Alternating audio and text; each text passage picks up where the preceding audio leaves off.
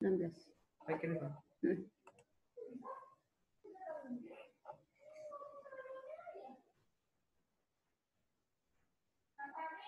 Hmm. Kenapa?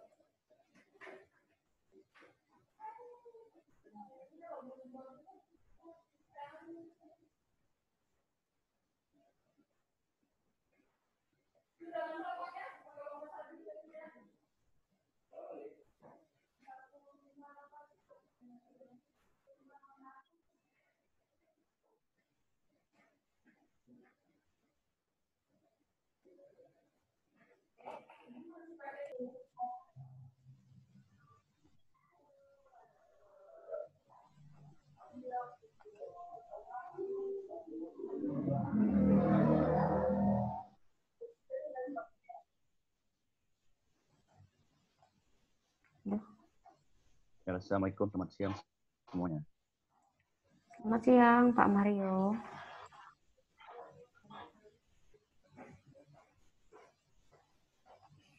Oke, kelihatan nggak Pak?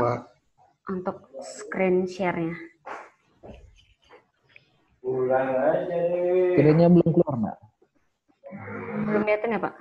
Oke, udah. Oke. Udah, kelihatan Mbak. Oke, siap. Jadi hari ini tuh kita bahas mengenai dasar-dasar K3.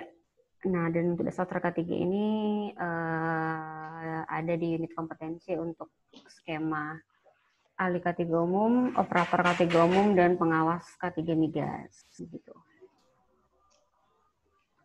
Nah, ini dia untuk unit kompetensi yang pertama, dasar-dasar keselamatan dan kesehatan kerja. Jadi sebelum masuk ke situ, kira-kira nih, bisa nggak saya menanyakan kepada Bapak-Bapak sekalian, apa sih sebenarnya pengertian dari K3 itu? Mungkin Pak Nasir bisa memberikan pendapatnya, Pak. Ya. Halo. Pak Nasir? Ya, ketiga itu keselamatan, kesehatan kerja yang wajib dan butuh untuk semua orang. Itu sih, Mbak. Oke, butuh untuk semua orang. Iya, jadi itu suatu kebutuhan. Bukan lagi kewajiban ya, Pak. Ya udah seperti ini ya. Apa namanya, seperti kita makan, kita butuh makan, jadi kita juga butuh selamat, juga butuh sehat. Ya, tapi di sini kan Pak konteksnya kerja, pekerjaan gitu ya. Iya. Berarti bukan semua orang, tetapi semua tenaga kerja. Ya, betul. Nah, juga untuk semua orang juga butuh selamat kan, dan juga butuh sehat gitu. Cuman kan konteks kita saat ini adalah keselamatan dan kesehatan kerja. Ya, betul. Nah, oke, mungkin Pak Mario Menotti, Pak, apa sih sebenarnya K3 itu dan kenapa K3 itu penting?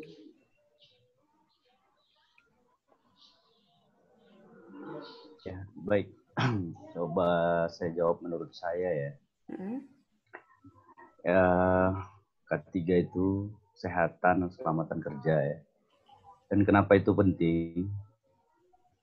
Karena dengan lingkungan kerja yang sehat, yang aman, artinya kita dapat melakukan aktivitas kita sehari-harian dengan baik. Jadi datang dengan selamat dan pulang juga dengan selamat. Mungkin singkat aja ya, kalau dijabarkan mungkin panjang.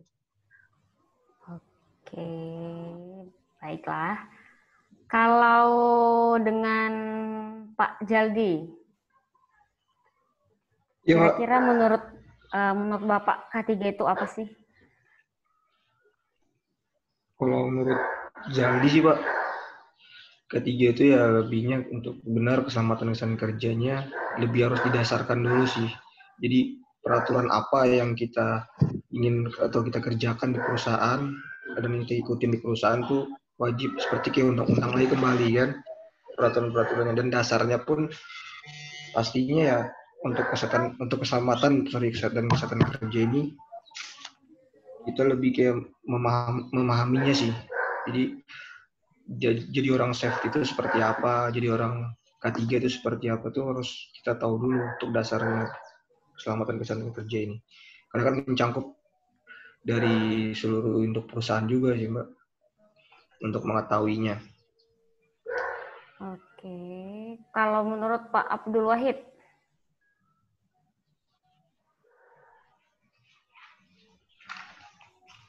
Pak Abdul Wahid monitor. Oke, jadi K3 keselamatan dan kesehatan kerja. Jadi ada 2 komponen begitu kan. Keselamatan kerja dan kesehatan kerja. Nah, untuk keselamatan kerja itu lebih kayak bagaimana sih upaya kita nih sebagai tenaga kerja terbebas dari yang namanya penyakit akibat kerja ataupun kecelakaan kerja. Nah, untuk kesehatan kerja ini sendiri merupakan tingkat derajat sehat seorang pekerja, baik itu secara fisik maupun secara psikologinya. Begitu. Dan untuk dasar hukumnya sendiri yang paling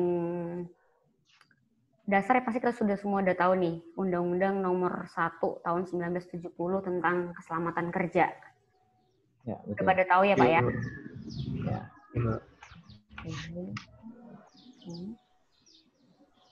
Kita skip aja. K3 itu ya, kalau misalkan sering kita yang paling istilahnya yang paling awam itu unsafe action dan unsafe condition.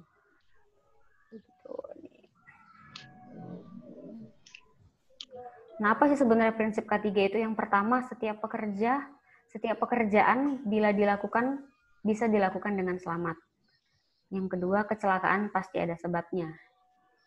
Dan yang ketiga, penyebab kecelakaan harus dicegah atau ditiadakan. Jadi saya mau nanya ini sedikit. Tadi Pak Nasir dan Pak Mario Menotti emang sudah background pekerjaan di migas ya Pak ya? Iya Mbak. Oke. Kalau boleh saya tanya nih, kira-kira apa sih Pak bahaya terbesar bekerja di industri migas? Kebakaran. Oke, kebakaran. Ya, tumpahan minyak dan air pollution. Oke. Untuk resikonya sendiri Pak? Ya. Resikonya? Ya, kalau kebakaran tentu banyak risiko ya Mbak, terutama properti damage, ada juga untuk di man-nya, peralatannya, dan lingkungan juga bahaya kan. Oke. Gitu Mbak. Berarti bisa nih Pak, coba diberikan sedikit pemaparan apa sih sebenarnya bahaya dan resiko.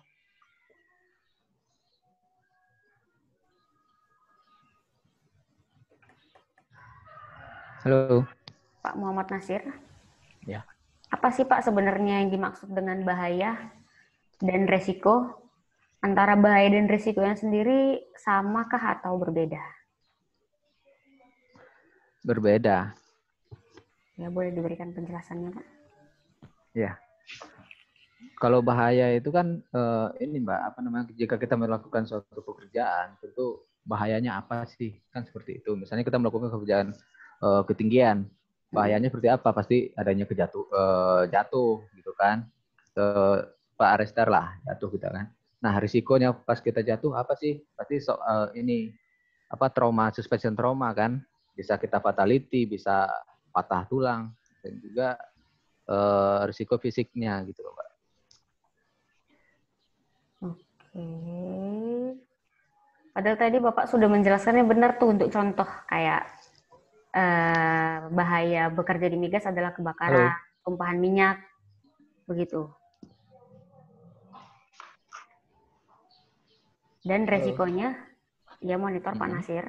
Ya, halo. Ya. Dan resikonya tadi properti, Ya. begitu kan. Nah, jadi sebenarnya bahaya itu sendiri, kalau misalkan boleh saya luruskan lagi, bahaya itu sebenarnya adalah potensi suatu keadaan atau kondisi dapat mengakibatkan yang namanya kecelakaan kerja ataupun penyakit akibat kerja. Ya, betul. Oke. Jadi bahaya itu sendiri adalah kondisi atau keadaan. Begitu, Pak. Nah, untuk faktor-faktor bahaya itu sendiri ada 5. Faktor bahaya fisika, bahaya kimia, bahaya biologi, bahaya psikososial, dan bahaya biomekanik atau ergonomi. Begitu. Sedangkan resiko merupakan dampak dari ketidakpastian yang ada di bahaya tadi. Contoh, tadi Bapak menyontohkan bekerja di ketinggian. Ya. Nah, untuk bekerja di ketinggian, bahayanya itu sendiri adalah ketinggian itu sendiri. Ya, betul. Nah, untuk resikonya terjatuh, terpleset, dan akibatnya itu tadi fatality, mungkin cedera ringan, sedang, bahkan sampai cedera berat.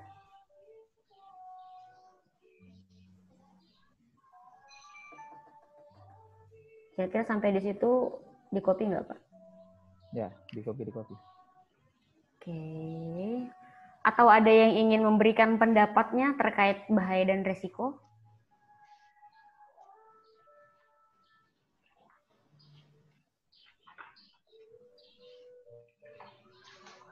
Pak Mario Menotti?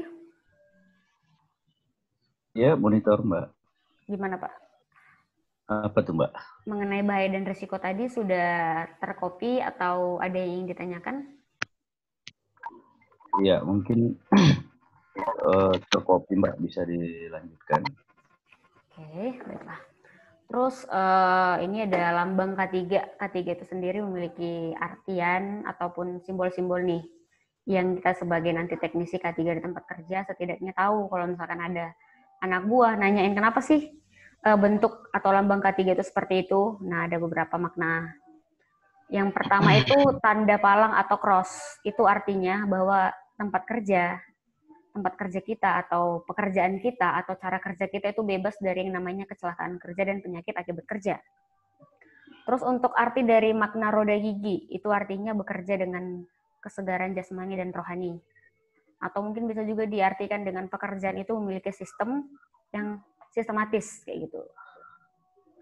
Arti atau makna warna putih berarti bersih dan suci, seperti yang tadi Pak Mario Menotti sampaikan, bahwasanya ketika seorang pekerja pergi ke tempat kerja, dia tuh pasti memiliki niatan yang bersih dan suci gitu untuk mungkin menafkahi keluarga atau mungkin ya begitu. Jadi istilahnya dia bekerja selamat, aman, pulangnya pun ya harus bisa dipastikan selamat dan aman begitu. Terus untuk arti atau makna warna hijau, selamat, sehat, dan sejahtera.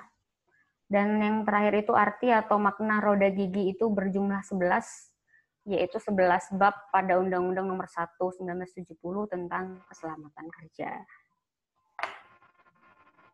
Oke, untuk dasar hukum penerapan K3 yang paling dasar sebenarnya di Undang-Undang Dasar 1945 Pasal 22.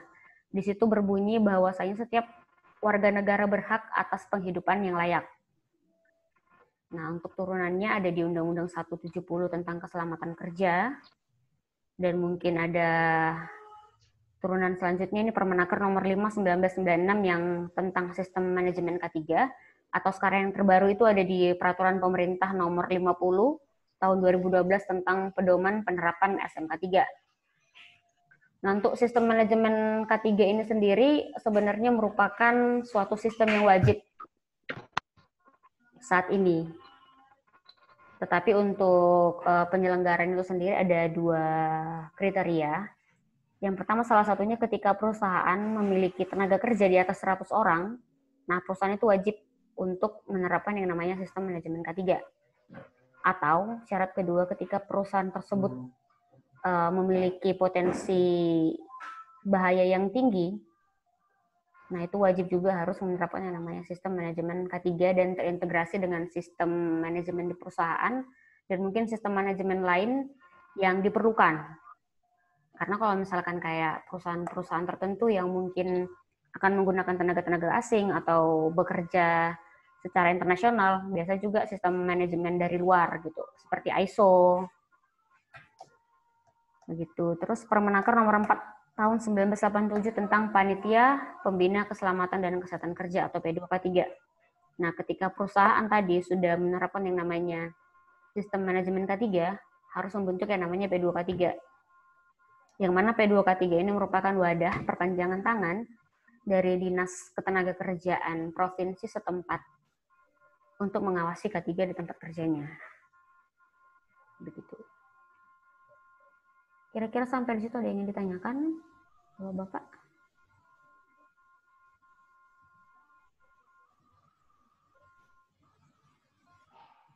Oke. Nggak ada.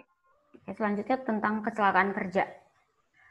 Kecelakaan kerja merupakan suatu insiden yang menyebabkan cedera, penyakit akibat kerja ataupun kefatalan. Suatu kejadian yang tidak diinginkan berakibat cedera pada manusia, kerusakan barang, gangguan terhadap pekerjaan, dan pencemaran lingkungan.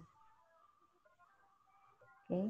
Sedangkan untuk PAK atau penyakit akibat kerja merupakan suatu keadaan atau kondisi dari tenaga kerja yang mengalami penurunan secara fisik ataupun psikologis setelah terpapar yang namanya bahaya di tempat kerja. Oke. Sampai di situ. Selanjutnya kita masuk nih ke kecelakaan kerja ini. Lebih gampangnya lagi kita bisa melihat menggunakan yang namanya teori efek domino. Jadi teori domino ini mengklasifikasikan penyebab kecelakaan kerja itu menjadi 3 bagian. Yang pertama, penyebab dasar. Nah, untuk penyebab dasar menurut si H.W. Heinrich, penyebab kecelakaan kerja itu yang pertama karena kurangnya prosedur atau aturan. Kurangnya SOP. Begitu. Yang kedua, kurangnya sarana. Kurangnya sarana di tempat kerja. Yang ketiga, kurangnya kesadaran. Kurangnya kesadaran untuk penerapan K3. Jadi bekerja itu yang penting selesai. Yang penting target tercapai kayak gitu. Tapi K3 dikesampingkan. Nah, itu yang menjadi penyebab dasar terjadinya kecelakaan kerja. Dan yang keempat, kurangnya kepatuhan. Kurangnya kepatuhan tenaga kerja terhadap manajemen ataupun mungkin terhadap pengawas yang ditugaskan kepadanya. Oke. Dan yang kedua itu ada penyebab tidak langsung. Nah, untuk penyebab tidak langsung ini ada faktor pekerjaan. Nah, faktor pekerjaan yang dimaksud di sini mungkin jam kerja atau mungkin tekanan dari atasan masuk di sini.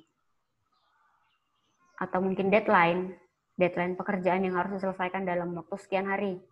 Nah, itu masuk dia penyebab tidak langsung terjadi kecelakaan kerja. Dan juga faktor pribadi. Faktor pribadi ini mulai dari mungkin tingkat emosi tenaga kerja sampai bahkan ke keluarga. Selanjutnya ada penyebab langsung. Yang pertama itu tindakan tidak aman atau yang sering disebut dengan unsafe action. Dan yang kedua ada kondisi tidak aman atau yang sering disingkat dengan unsafe condition. Selanjutnya ketika penyebab dasar, penyebab tidak langsung, penyebab langsung ini berada pada persentase tertentu terjadi kecelakaan kerja. Kenapa bisa terjadi kecelakaan kerja? Karena ada yang namanya kontak dengan bahaya. Nah, seperti yang sudah saya jelaskan di awal tadi, faktor-faktor bahaya itu sendiri ada 5. Nah, untuk yang namanya faktor bahaya di tempat kerja itu pasti berbeda-beda. Contoh mungkin di migas. Kalau pekerjaannya itu merupakan teknisi atau lapangan, nah mungkin lebih kayak ke apa ya Pak kira-kira kalau misalkan lapangan pekerjaan di migas tapi memang orang lapangan. Faktor bahayanya. Tadi kan faktor bahaya itu ada 5. Bahayanya, kalau bahaya salah satu aja ya Mbak ya. Yang salah satu aja boleh. Seperti kalau kegiatan di lapangan itu kan ada penerimaan, penimbunan sama penyaluran. Itu penerimaan itu dari tanker misalnya ya, disalurkan menuju ke tangki timbun. Sampai di tangki timbun itu namanya penimbunan. Terus setelah dari tangki timbun tuh prosesnya disalurkan ke mobil tangki, itu namanya penyaluran. Nah itu kan situasi ya. Oke. Nah resikonya tuh. Bahayanya dulu Pak. Bahayanya tuh kebocoran. Prosesnya terjadi. Ketika paparan minyak, paparan uap gitu ya. Nah resikonya bisa operator atau petugas bisa terpapar langsung oleh uap BBM Berarti yang lebih ke diakibatkan oleh proses. Gimana? kimia, Iya. lebih ke kimia ya. Kalau di kegiatan sehari-hari itu ya, lebih ke situ. Terus kebisingan. Kebisingan. Kan mesin kan gitu ya, mesin pompa gitu. Oke. Nah itu Mungkin berarti kalau kalau untuk dari migas, kalau di Pertamina ya, saya ambil contoh, resikonya, bahayanya itu banyak, tapi dapat ditanggulangi. Kalau resikonya itu tadi bisa terpapar langsung sama uap BBM terus kebakaran dalam proses itu penerimaan, penimbunan dan penyaluran. lebih kayak ke ini ya Pak, ISPA gitu ya, Iya. untuk operatornya Mungkin, makanya. iya. Okay. Mungkin kalau ada misalnya upgrading ya di lokasi, mungkin itu kan ada construction. Mungkin itu salah satu situasi juga dan menimbulkan resiko juga. Oke. Jadi ada pekerjaan rekondisi tangki misalnya gitu kan, itu kan ada pengelasan kan gitu. Terus confined space gitu kan. Itu bahayanya ya itu bisa kekurangan oksigen atau terpapar langsung kimia uap dan bisa jadi kecelakaan kerja juga kebakaran seperti itu. Resikonya itu salah satu bahaya dan risiko yang bisa terjadi di industri migas gitu, proses Pak. di migas. Kalau boleh saya tahu nih Pak, kan kemarin kita belum ada nih perkenalan dalam artian profil dan background pekerjaan. Pak Maria Menotti ini sendiri saat ini bekerja di mana Pak, kalau boleh tahu? Dan jabatannya? Kalau saya sekarang jadi seksi HSE engineer bisa juga ya sih. Soalnya saya sedang untuk memonitoring HSE project yang ada di Pertamina. HSE koordinator berarti ya Pak sudah? Nah iya, jadi basic saya fire. Karena saya 9 tahun outsourcing di Pertamina, di TBBM Medan Group.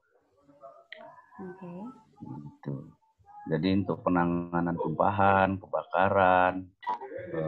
Berarti kalau untuk kayak respon tanggap darurat respon tim, itu sudah luar kepala lah ya Pak ya? Nggak luar kepala Mbak, usia saya juga menentukan situasi ini, makanya saya ya biasa ya udah menjelang 40. Saya bilang masih muda enggak, tapi ya cuman beban pekerjaan ini kadang-kadang bikin error. Gitu. Sekarang kan saya di Jakarta. Sekarang posisinya di Jakarta. Sekarang saya tuh kan saya resign dari outsourcing, saya coba manuver mau mengembangkan saya upskill, saya ngambil ke divisi project di Pertamina. Nah sekarang pertama terjun saya handle project pembangunan tangki LPG di Palembang 1 tahun hampir 2 tahun. Nah sekarang saya masih stay di kantor pusat dan sekarang tugas saya cuma memonitoring sama submit laporan-laporan kegiatan HSE di lokasi project di Indonesia. Seperti itu Mbak.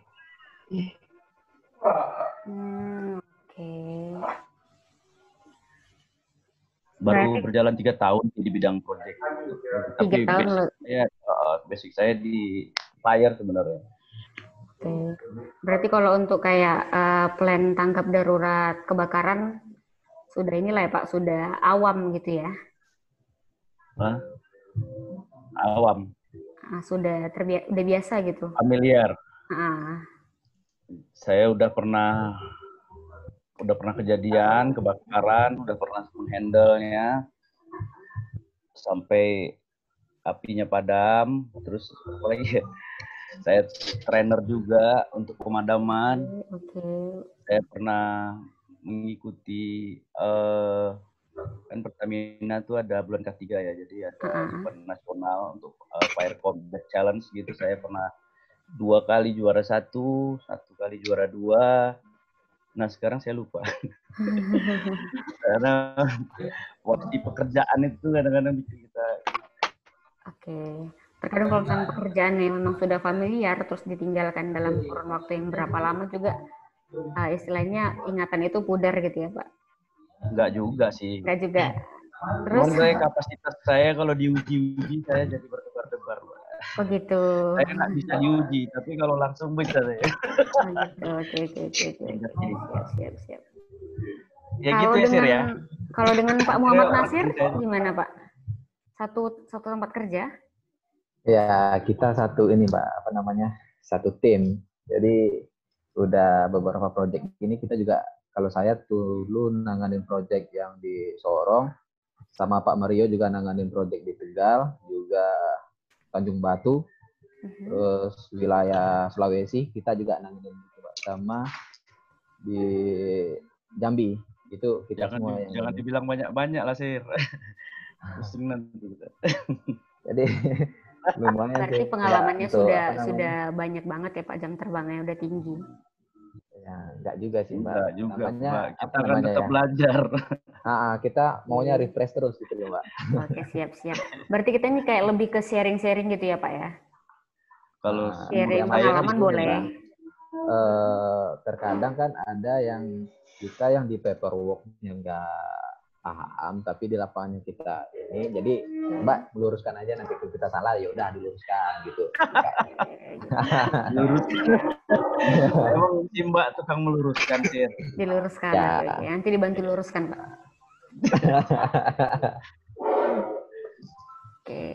Untuk Pak Abdul Wahid ini monitor Pak masih di sini nggak Pak? Masih di ruangan nggak?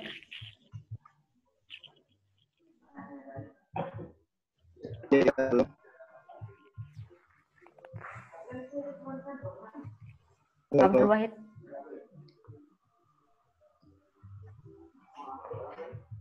Ya. Gimana Pak, bisa dijabarkan sedikit untuk profil dan pengalaman kerjanya Pak? Kalau saya sih belum ada pekerjaan, belum punya pengalaman. Oh, makanya ambilnya operator ya? Iya. Oke. Kalau Pak Jaldi? Iya Mbak. Oke. Bisa dijelaskan sedikit profilnya Pak? Kalau saya baru lulus tahun kemarin, jadi baru untuk ngambil ahli K3 umum ini juga sebenarnya aturannya akhir tahun sih Mbak, cuman sempat ikut kerja sama teman juga beberapa bulan kan sambil nabung untuk ikut ini sih, jadi perlu belajar banyak juga sih. Tapi kalau dibilang basic juga nggak, tapi banyak juga basic sih Pak. Ya, Mbak, cuman pernah kuliah di Universitas Balikpapan jurusan K3. Oh, jadi jurusan K3. Agak sedikit agak familiar lah dengan dunia K3, cuman nggak tapi banyak juga kan. Jadi banyak belajar. Iya Pak. Jadi banyak belajar lah sama sesepuh di room ini kan. Belajar juga. Bagian itu saya suka bagian itu. Tapi saya kalau disuruh mengulang, saya ngambil itu juga. Ilmunya banyak. Nggak harus pintar cepat, tapi digali aja terus. Iya maklum, tapi mahasiswa kupu-kupu malam juga kita nih Pak. Jadi kadang-kadang paham sedikit, kadang-kadang ya itu sudah blank. Kadang-kadang paham banyak. Kalau bisa sharing nih, boleh ya Pak? Gimana Pak? Saya pertama kali, saya jurusan teknik mesin ya. Saya pertama kali sekitar tahun 2005 saya tamat perguruan tinggi itu, saya ketakutan tidak kerja. Akhirnya karena saya basicnya dulu tuh atlet bola, ada teman bola saya menawarkan kerja di PT BUMN juga, Bank BNI. Jadi saya karena takut dibilang mahasiswa pengangguran gitu tamat pengangguran, saya langsung ambil. Karena itu kan nggak di bidang saya, tapi karena saya ketakutan saya tidak kerja. Akhirnya saya berjalan 3 tahun, dan itu nggak saya banget. Saya rasa saya putuskan buat resign. Dan di situ saya belum dapat pekerjaan, tapi saya keluar. Karena itu nggak saya banget ya kerjaannya. Saya keluar. Dan akhirnya saya diambil sama kakak sepupu saya Diambil. Ya, kontraktor, diajak kerja di bidang di konstruksi di rekanan Pertamina ya. Dia jadi kontraktor rekanan Pertamina. Saya jalani itu 1,5 tahun. Dan akhirnya kebetulan pada saat itu saya sedang proyeknya itu pengadaan fire equipment. Jadi berhubungan sama PIC-nya tuh supervisornya HSE di Pertamina itu di lokasi. Nah, akhirnya saya karena saya ada hubungan pergaulan sama pengawasnya, dan saya ditawarkan menjadi anggotanya sebagai operator. Masuk tim gitu Pak ya? Iya, nah nah itu kualifikasinya SMA, sementara saya S1. Gajinya pada saat itu 800.000. Nah, di situ menjadi pertanyaan juga apakah saya mau. Saya cuman karena saya jalan di project itu, dapat project fire equipment itu dan lain-lain berkaitan dengan barang-barang safety, saya terpengaruh sama situasi di situ. Karena saya lihat kegiatannya kok kayaknya ini nggak, ilmunya banyak gitu ya. Akhirnya saya terima itu dengan alasan bukan karena gaji, tapi karena saya anggap saya kuliah lagi, tapi saya dibayar. Nah, saya terima tawarannya. Ya, bekerja sambil dapat ilmu lah Pak ya? Enggak, saya nggak kerja jatuhnya. Saya kan saya rubah pikirannya. Saya rubah. Kalau saya niat saya bekerja, kan gajinya nggak cocok, 800.000. Sementara saya di kontraktor, tahu sendiri gajinya kontraktor di Rezeki Harimau. Seminggu aja saya bisa ngantongi pada saat itu 2 juta. Tergantung proyek. Tapi saya mundur 1 langkah. Tapi saya karena bukan dari materi ya. Saya mau belajar lagi pada saat itu. Karena saya tertarik di bidang K3 ini. Nah, sampai sekarang saya nggak berhenti buat belajar karena saya merasa saya belum cukup juga. Nah, itu dia Mas. Kenapa dulu nggak ada di jurusan itu. Sekarang apa ya, jurusan K3 ya? Kalau dulu kan sekarang ada. SKM. Masih SKM ya, SKM. SKM dulu. Gitu. Karena kan booming-boomingnya K3 juga di Balikpapan juga semenjak 2000-an 8, 2000-an 10 itu Pak. Baru over banget. Untuk dunia K3 kan orang lebih banyak di migas sih, pengetahuan yang didapat jujur sih aja, Pak. saya kalau untuk sama ditambang deh. Nasir mungkin tahu. Kalau sertifikat dari Pertamina itu saya udah numpuk kayaknya. Karena saya termasuk trainer di fire. Nah, sekarang saya mau belajar di pengawas. Nah, makanya saya ikutin ini. Ya, Mas Nasir ya. Saya mau belajar sama si Mbak ini. Dan kalau misalkan kualifikasi sendiri Pak, sebenarnya sudah malah pengawas. Pekerjaan sih sudah pengawas malahan. Iya. Enggak, tapi kan ada beberapa yang masih, ya saya rasa diri saya ini masih mendasar ya. Kan perlu upskill, saya coba mengikutin yang ini. Begitu. Kalau untuk training sendiri, saya di Pertamina Training Center udah 2 kali. Di situ. Ada dosen Uniba juga itu Pak. Pernah jadi untuk fire-nya Pertamina juga tuh lumayan lama sih. Di mana? Di Kilangan. Di Balikpapan juga ada training centernya Pertamina. Tapi yang dosen saya sih dulu Pak. Jadi gini, kalau menurut saya, ini sharing ya Mbak, ya maaf ya. Ini saya nggak apa-apa Mbak. Nggak apa-apa. Kalau menurut saya, setelah saya perhatikan selama 9 tahun ditambah sekarang kurang lebih 13 tahun ya, saya berkecimpung di bidang.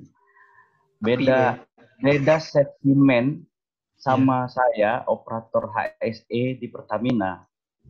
Bedanya di mana? Saya masih mempertanyakan sampai sekarang.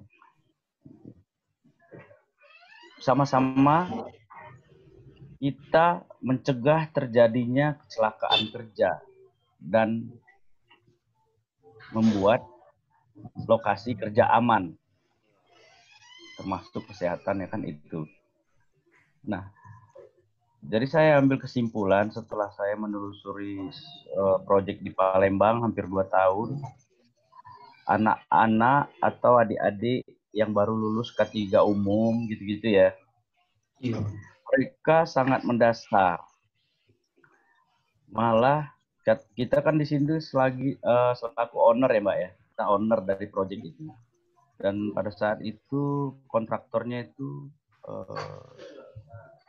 Rekin, rekayasa industri. Dia meng-hire tenaga-tenaga muda yang baru lulus mengikuti training K3. Nah, di sini Mas Jaldi hati-hati kalau ini yang pertama ya. Iya, Pak.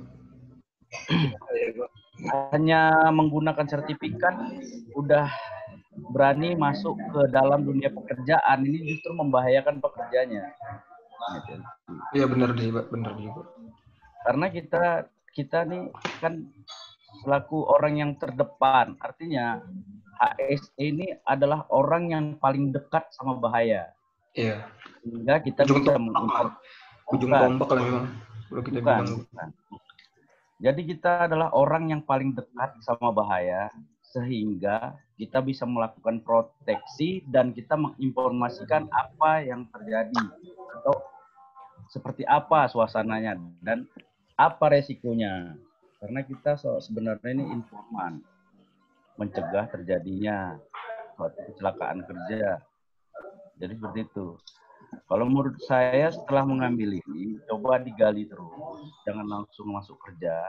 Nah, itu di Balikpapan, coba telusuri, di situ ada fire ground, tempat pelatihan fire. Kalau seorang safety man, kalau udah dapat basic fire-nya, itu menurut saya itu lebih handal menurut saya. Iya. Balikpapan sekarang Pak, kalau kayak yang Fireground Pertamina nggak bisa untuk umum lagi. Oh nggak bisa. Atau ke Batam ya Sir ya? Batam ada Sir ya? Ada. Kemana Pak? Ke Batam? Iya. Jauhnya. Atau ke Palembang. Atau ke Palembang, coba ambil di situ. Kita aja jauh nih Mbak. Kalau cuman safety K3 langsung mau terjun ke dunia construction gitu-gitu atau pertambangan gitu-gitu, saya rasa belum cukup matang, justru membahayakan. Ya benar. Selain gini, kalau misalkan kayak pelatihan seperti ini Pak, yang kayak ahli K3 umum Kemenaker lah bilang 12 hari. Istilahnya 12 hari kita itu dipaksa untuk mengerti konstruksi, mekanik. Bisa Mbak, makanya saya itu bilang 14 hari itu, saya kan banyak yang saya gagalkan waktu itu. Karena saya sendiri belum pernah mengikuti, karena apa? Saya kan dipermak sama Pertamina. Saya diciptakan sama Pertamina. Di situ kan ada pelatihannya, trainingnya macam-macam. Saya selama 9 tahun, sampai akhirnya saya jadi trainer fire. Dan saya juga leader untuk pengoperasian quick response unit. Ada mobil pemadam kebakaran yang speknya jauh lebih dari damkar kota, itu jauh. Karena dia bawa liquid, gitu-gitu kan. Karena untuk penanggulangan kebakaran minyak kan beda. Bukan air medianya. Iya, foam ya Pak. Foam gitu-gitu. Lebih ke foam dia. Jadi gitu. Sebenarnya kalau untuk ambil migas, kalau menurut saya ambil migas dulu baru konstruksi menurut saya ya. Tapi terus kembali lagi kalau menurut saya, karena di migas tuh cukup banyak ilmu yang bisa didapat. Kalau si Mas Nasir udah pernah itu lagi BSS ya Sir ya? Survival. Oh, basic survival itu. Udah. Menurut saya itu luar biasa Mas Nasir. Saya kalah sama dia. Survival. Bertahan hidup di laut. Iya. Sampai bantuan datang gitu ya Pak. Iya, soalnya saya dulu untuk bekerja itu karena kan saya dari tamat SMA itu saya udah bekerja. Jadi saya nggak milih-milih kan. Jadi untuk kuliah pun saya juga sip-sipan. Jadi saya kerjanya malam, begitulah pokoknya sip-sipan. Jadi saya cari duitnya ya untuk kuliah waktu itu kan. Iya. Nah, jadi untuk pekerjaan pun saya jadi sales, jadi storeman atau di gudang kan. Nah, saya nggak pernah inilah apa namanya, belum mengenal lah ketiga itu awal-awalnya.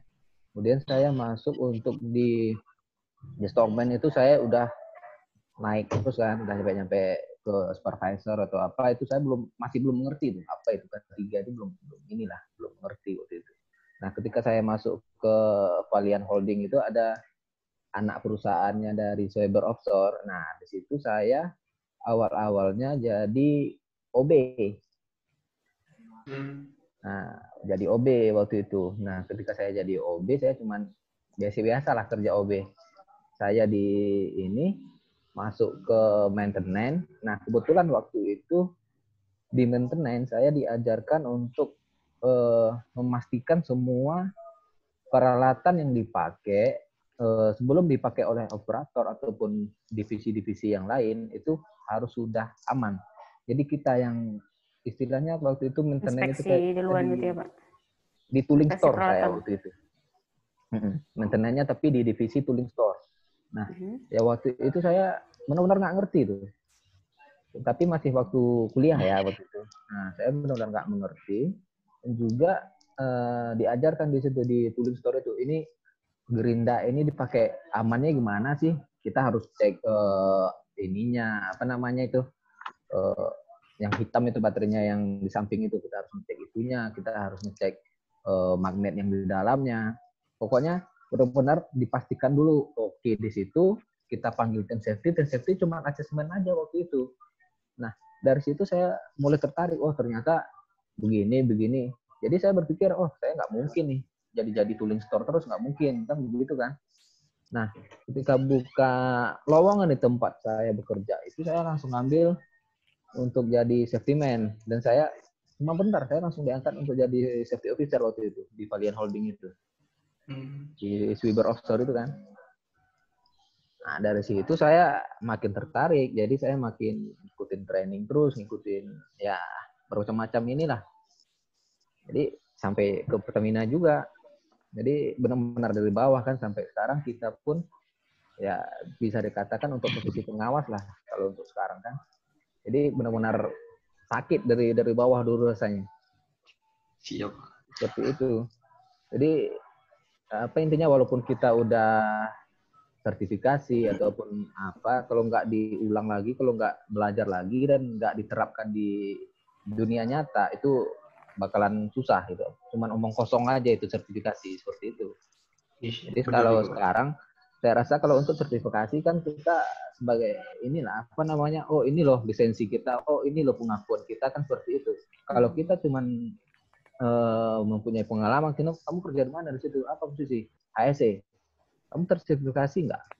Kalau kita bilang nggak, waduh, kamu belum diakui ini kan seperti itu. Menurut saya itu sih kalau yang selama ini saya jalani. Tapi di Palembang lucu sih, waktu abang handle itu sih. Yang bersertifikasi abang tolak, yang mau belajar abang terima, walaupun dia belum. Lebih bagus orang yang mau belajar daripada orang yang bersertifikasi tapi aneh. Attitude-nya gitu ya Pak, gitu kah? Bukan, jadi gini Mbak, kebanyakan yang baru lulusan K3 umum gitu kan nggak punya data. Cuman bayangin aja Pak, 14 hari belajar. Gitu loh, sebanyak itu. Tapi kalau misalkan dia punya K3 umum dan dia mau belajar itu gimana Pak? Nah, itu nggak masalah itu Mbak. Itu yang nggak masalah, justru itu kan banyak. Tapi banyak. Terus tapi maksudnya gini, tadi kenapa Bapak maksudnya kayak menentukan dari mana menentukan kalau misalkan si yang ikut AK3 umum ini tidak mau belajar lagi gitu? Apakah setelah ikut interview atau gimana? Kita kan bisa, artinya begini Bang, bukan ahli psikologis ya, tapi kita kan bisa baca dari CV. Gesture, iya. Bisa nggak Pak dikasih apa namanya tips and trick ngelihat itu gimana sih Pak? Karena kan gini, saya nggak punya keahlian seperti orang spiritual gitu. Tapi karena saya banyak kali gini, 9 tahun saya menghadapi kontraktor yang bekerja di Pertamina itu. Tiap harinya saya safety talk. review izin kerja, segala ya itu gitu. Dan saya ke lapangan, langsung berinteraksi sama pekerja-pekerja gitu. Artinya dengan banyaknya sifat-sifat manusia yang saya hadapi setiap harinya, akhirnya itu menjadi dasar saya untuk mengenali sikap seseorang. Apalagi yang bekerja di bidang konstruksi. Gitu. Mungkin triknya susah sih ngomongnya Mbak, triknya. Karena itu kan tipsnya aja Pak. Tipsnya aja apa nih Pak? Tipsnya aja Pak. Tipsnya aja apa nih Pak? Yang simpel aja nih menurut. Artinya kan begini, kita kan di dunia ketiga ya. Kita kan di dunia ketiga. Loh kok saya yang jadi trainer nih Mbak jadinya. Nggak apa-apa, kita kan sharing Pak, bukan ini kan. Sharing Pak, aman Pak sharing. Untuk Mas Jaldi ya, untuk Mas Jaldi ya. Iya, buat saya aja kok Pak, buat saya. Buat saya juga Pak, buat saya juga. Wah, iya. Kalau kita kan jadi gini, jangan keluar dari lingkarannya. Iya. Kita kan di dunia ketiga.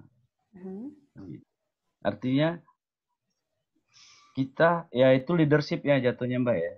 Iya, kepemimpinan. Seperti itu. Simple kok tipsnya Mas Jaldi. Kita memang benar-benar menjadi seorang ketiga di situ. Walaupun kita nggak punya ilmu yang cukup, tapi memang kita harus jangan keluar dari situ. Artinya omongan yang akan kita sampaikan ke orang itu mendasar. Dan kita menunjukkan juga dengan perilaku. Contoh, kerja di lapangan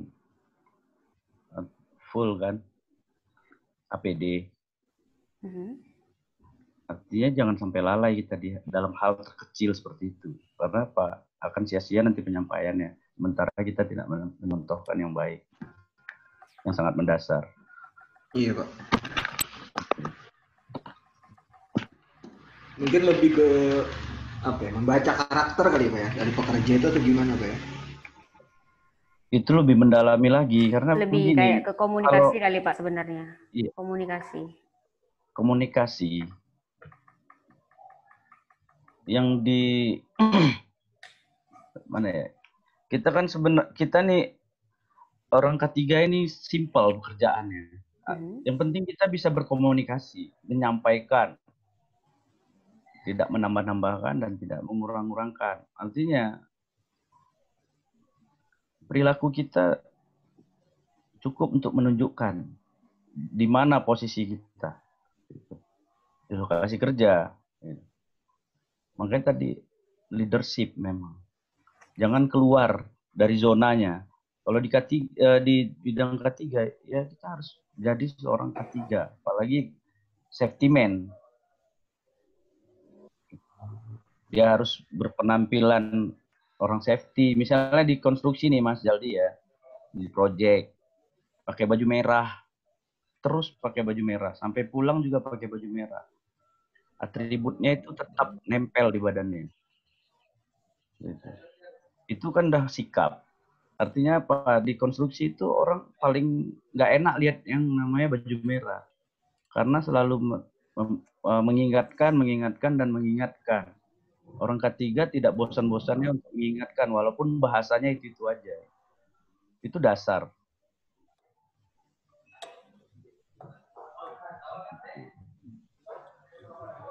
Gimana Mas Jaldi? Gimana Mas Jaldi dan udah live ya? Belum. Tinggal 4. Kayaknya Pak sinyalnya. Kuota yang cukup kayaknya. Mungkin Nasir lah mau menambahkan. Pak Nasir, misalnya nih berbagi. Iya. Oh, nyambung lagi. Nyambung lagi. Sinyal. Maaf, baterainya. Baterai. Kirain tadi sinyal. Kirain kuota. Kuota. Bener. Mas Nasir mau berbagi. Kalau nggak mau bagi-bagi ilmu, bagi-bagi duit boleh juga sih. Iya, boleh, Pak Nasir.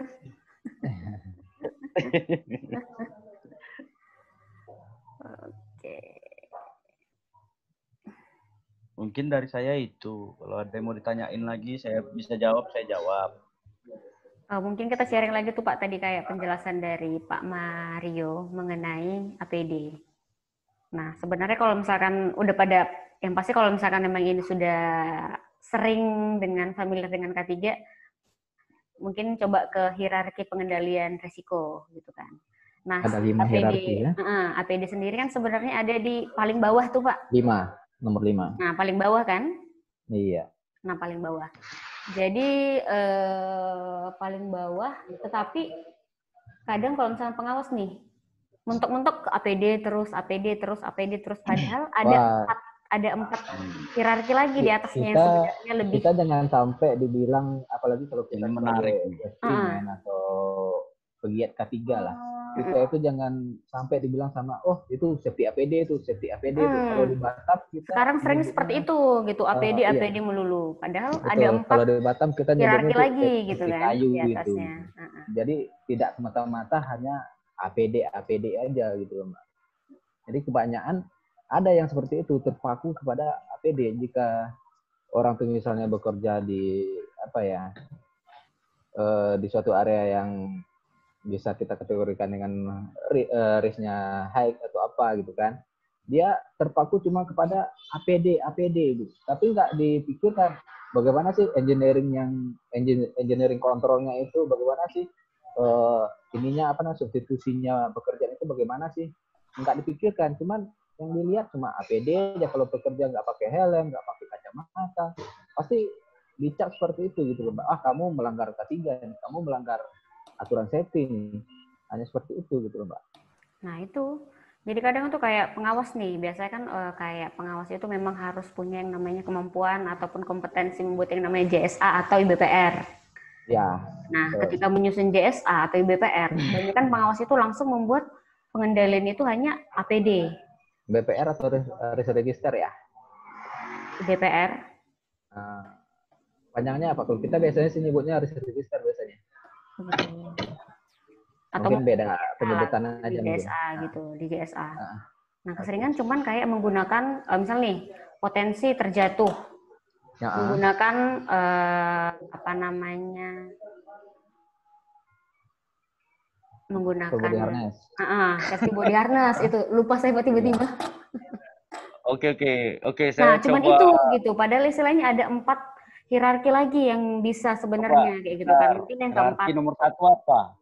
Eliminasi. Nah, kalau eliminasi kan mungkin nggak bisa tuh Pak, karena ketinggian ya. Kalau ketinggian itu yang dihilangkan, ya tidak ada lagi memang sebenarnya bahaya. Tapi kan memang pekerjaannya harus menggunakan ketinggian. Artinya kegiatan berdampak resiko yang menyebabkan potensi kecelakaan kerja, begini ya. Kalau nggak salah, kalau saya salah koreksi aja. Saya cuma menangkap apa yang Mbak tadi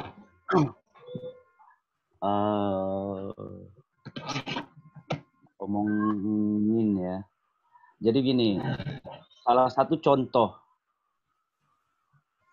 harus menggunakan APD atau tidak pekerjaan, salah satu pekerjaan. Artinya begini, itu kan misalnya di konstruksi ya.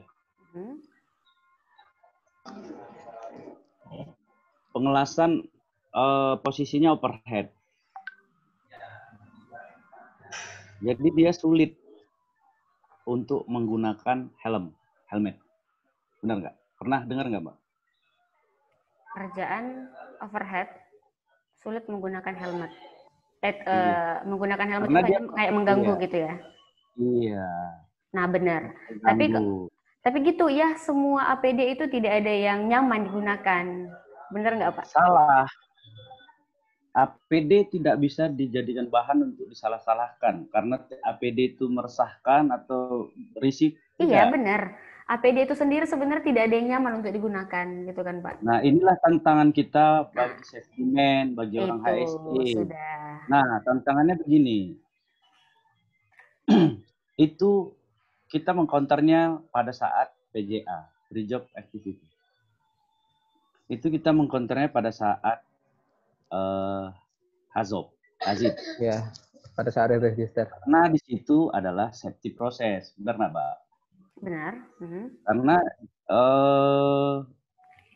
desain engineering, mereka kan hanya mendesain, ya, tapi tidak memikirkan posisi yang ergonomis buat pekerja, operator, apalagi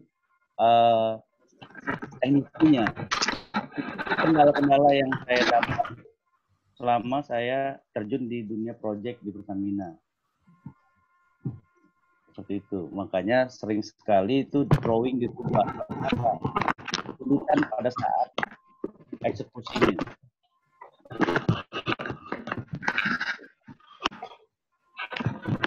Jadi APD ini memang enggak. Karena kalau di dunia pekerjaan, apalagi di konstruksi, apalagi di migas, APD itu nomor 1 menurut saya. Masuk ke lokasi aja harus pakai APD, walaupun cuma jalan kaki, benar nggak, Mas? Ya. Jadi benar. Iya, Pak. Kalau apa ya, sekarang itu emang APD itu menjadi suatu budaya gitulah.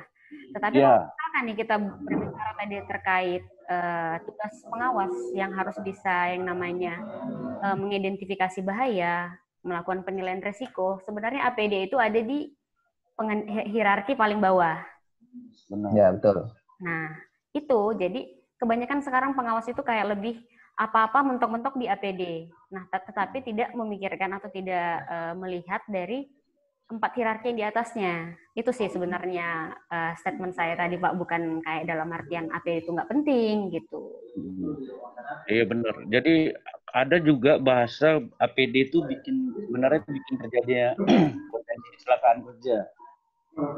Saya pernah dengar yang seperti itu. APD itu juga bisa menjadi salah satu penyebab terjadinya kecelakaan kerja.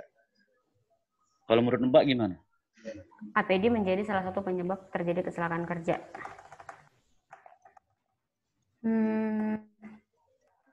Nah, satu kejadian. Jadi karena apa namanya, Pak, tadi? Saya lupa. Untuk ketinggian body harness. Nah, nyangkut gitu. Malah dia jadi terjadi kecelakaan gitu karena apa sih yang artinya apa? Penggunaannya mungkin yang kurang ini, maksudnya kayak bagaimana sih penggunaan APD yang baik dan benar? Berarti jatuhnya komunikasinya kurang. Human error kan? Jatuhnya human error ya? Human error. Bukan APD error ya? Bukan APD error, ya itu.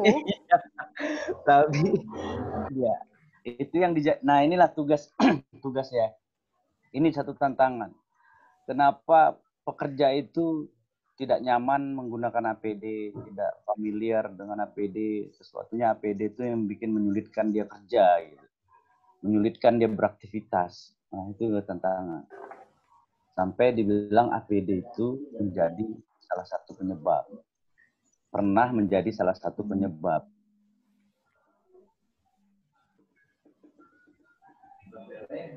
Jadi kalau APD posisi hierarki yang nomor 5 paling bawah. Jadi seolah-olah APD itu menjadi atribut doang ya gitu, Mbak? Bukan atribut, Pak. Istilahnya kan sebelum kalau misalnya kita lihat dari hierarki segitiga untuk pengendalian risiko ini, itu kan menggunakan hierarki segitiga terbalik. Ya coba bisa ditampilkan nggak, Pak?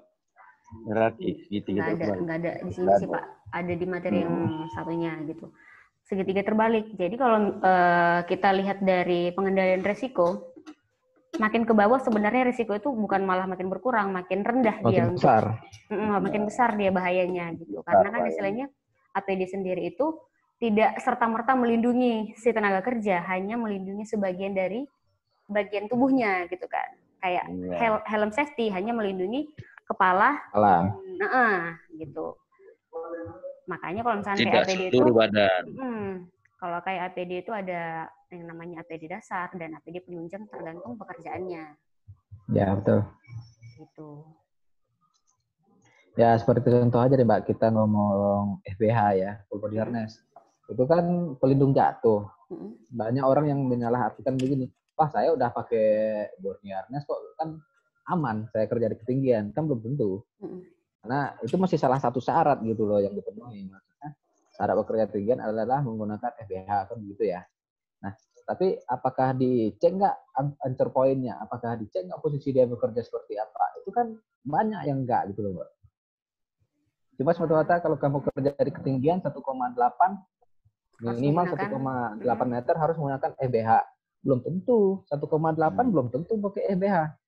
Ini kalau misalkan Karena ini apa baikin lampu? Ini enggak, maksud saya begini, Pak. Kalau dia cuma 1,8, panjang tali harness berapa sih? Apalagi yang pakai absorber kan, yang pakai ngeper itu, yang ada space-nya itu. Kan nggak mungkin. Nah, gitu loh, Mbak. Artinya 1,8 itu udah bisa menyebabkan cedera parah. Iya, tinggi pekerja misal, tinggi pekerja itu udah kita taruh lah orang Indonesia 160. Panjang tali udaranya sekitar 1 meter berapa itu. Itu yang nggak pakai suspensi ya. Nah, kalau yang dia makainya FBH gimana? Pasti jatuh ya percuma pakai UD harness gitu. Contohnya ganti bolam ya. Ganti bolamnya itu sudah mungkin lebih dari 2 meter gitu kan. Iya. Ya, tetapi nggak ada yang pakai body harness gitu. Nggak mungkin. Ya, apa mungkin kita di rumah, ya kita ambil contoh aja deh di rumah. Apa mungkin kita pakai scaffolding? Kan nggak mungkin. Ya setidaknya sebagai langkah pengamanannya kan kita mungkin pakai kursi yang 4 kaki atau pakai meja. Atau mungkin kayak yang apa namanya? Tangga. Pakai stick kita, pakai stick. Jadi stick, bisa pakai stick. Untuk diri kita sendiri pun kita udah aware gitu loh, Mbak. Nah, itu tadi ke hierarki pengendalian pakai stick. Nah, itu sudah masuk ke yang namanya substitusi. Ya, kontrol. Substitusi. Harusnya mungkin pakai tangga bisa pakai stick gitu. Iya.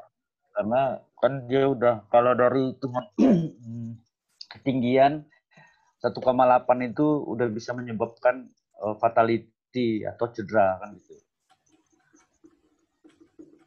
Jadi kalau kita di rumah, kita balik lagi rumah, harusnya kita pakai stick atau pakai tangga yang recommended untuk manjat. Kan ada ya, sekarang tangga lipat. Portable itu.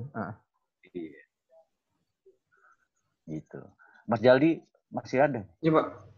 Mas Wahid, gantian lah ngomongnya, kita sharing. Mana tahu kita dapat ilmu. Benar. Anak K3 nih, banyak biasanya pengetahuan yang refresh, yang fresh gitu.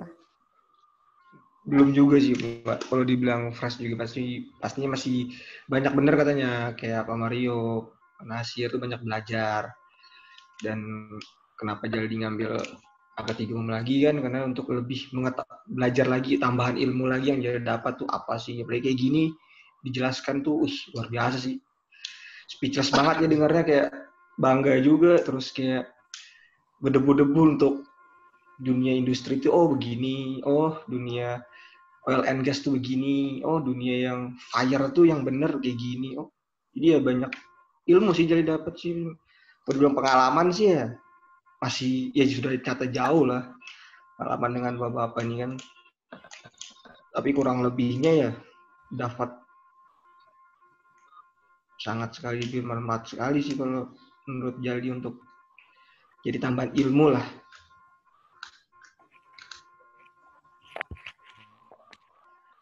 Pengalaman kerjanya, Mas? Pengalaman kerja sih belum ada yang kayak terikat gitu sih, Pak. Lebih ke freelance aja sih Jaldi. Sempat juga. Bapak, saya bisa izin sekitar 5 menit? Silakan, Pak. Silakan, Pak. Gimana, Mas? Iya, Pak. Kalau pengalaman sih, freelance-nya Jaldi sih waktu masih kuliah aja sih, Pak. Jadi belum, kalau untuk kakak 3-nya nggak kayak paham juga. Lebih kayak pasti diajak dosen sih, kayak dia training. Kebetulan dosen Jaldi juga pernah jadi trainer juga kan. Oh, Jaldi mengetahui juga gitu. Oh, gini ya orang ambil ahli angka 3 dulu tuh kayak gini. Dan pun Jaldi merasakan, oh begini juga ya. Jadi ketegangannya tuh sama gitu, Pak. Cuman beda tingkat levelnya aja kan. Pegangan apa ya? Kuliah jurusannya SKM. Nah, kita D4K3, Pak. Jadinya. Ketiga. Oh. Memang sih dulu tuh nggak tapi apa ya, expose banget gitu lah, Pak. Terkenal banget memang nggak, tapi terkenal banget memang kan. Jadi kalau untuk apa namanya? Iya, Pak. First aider ya, Sir ya? Betul. First aid. Itu first aid. First aider. Sebutannya aja kayaknya yang beda, Pak. Cuman fungsinya kan mungkin sama aja sih. Aider tuh kan orangnya. Berarti udah familiar lah kalau untuk itu gitu ya, pertolongan bersama. Bisa dibilang sih paham lah, Pak. Cuman kalau dibilang detail banget sudah agak lupa kan, dulu semester 5 dulu kan, jadi masih untuk apa namanya, kita ngambil training lah, sebetulnya ada training kita kan, tapi dari internal kampus saja, Pak. Jadi kalau mau ngambil dari satu sisi supaya lebih mudah, karena basicnya di kesehatan, iya kan, SKM apa sih panjangannya itu? Sarjana Kesehatan Masyarakat. Kesehatan masyarakat kan? Enggak, Pak, kita lebih ke untuk safety memang, Pak. Kalau yang SKM-nya, kalau SKM itu ada, makanya kan banyak dari pekerja perusahaan mana gitu yang kayak ya sampai pemerintahan juga ada ngambil untuk ketiganya di kampusnya Jaldi gitu kan. Nah, kalau untuk lanjut S2-nya ke lingkungan kita masuknya. Itu aja sih. Jadi kalau SKM beda lagi, Pak. SKM itu untuk kesehatannya. Kesehatannya aja kita. Kalau kita SKM-nya. SKM juga banyak yang bener. konstruksi dia jadi medik-mediknya, paramedik. Iya, banyak kok. Dia tetap juga ngambil ini dia K3 umum. Sebagai dasar masuk ke proyek. Iya kan, K3 umum ini kan apa ya, kalau dibilang jadi standarnya seorang ahli K3 lah, atau ibaratnya seorang calon safety itu kan, Pak, sebenarnya. Sebenarnya kalau menurut saya untuk membekali diri. Iya, kalau masalah bekal sih ya sama kayak Pak Mario sama Pak Nasir juga bagi Jaldi kan pengalamannya udah banyak. Jadi kalau untuk mempelajari ini pun berarti kayak mengimbangi aja sambil mengulangin lagi sih. Kalau dari Jaldi loh, Pak, pandangannya. Kalau dari saya ambil K3 ini umum. Iya, Pak. Untuk membekali diri di dalam dunia safety. Jadi gini, misalnya ya, ini ada orang jurusannya ekonomi. Ada itu, Pak. Dia orang akunting, tapi diposisikan di lokasi proyek industri misalnya, pabrik. Tapi karena dia ngikutin K3 umum, safety, nah artinya di lokasi manapun dia udah aman gitu. Karena apa? Dia mengerti safety. Dasarnya lah, Pak, ya. Iya, mata-mata ngambil K3 umum ini menjadi seorang safety man. Kalau cuman itu tujuannya, kalau menurut saya pas. Karena menjadi seorang safety man itu butuh pengalaman yang lumayan. Gitu ya, Sir? Iya. Iya sih, sebenarnya kayak betul Karena kata Bapak sih, Pak. safety man itu sama dengan leader juga kalau menurut saya, karena dia memang yang mengarahkan. Tapi kalau untuk pembekalan dalam dunia safety, mengerti akan safety itu benar.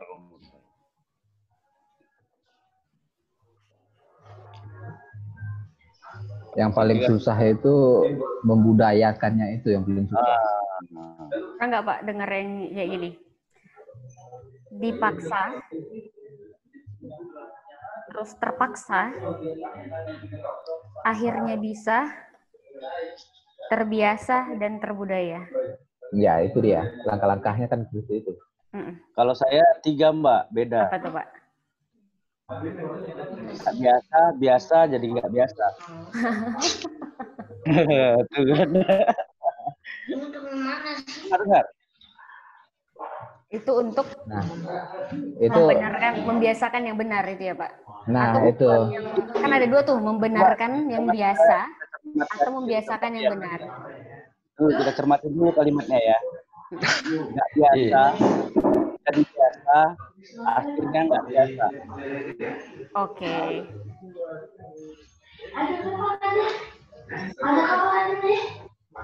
Gimana? Dari mana ya? Suara dari mana ya? halo. Gimana tadi Pak kata-katanya?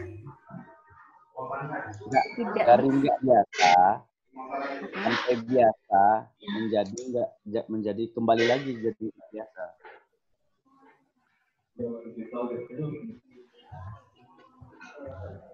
Kenapa menjadi kembali lagi tuh Pak? Nah, itu dia pertanyaannya Bang. Sudah di stadium 2 gitu Pak?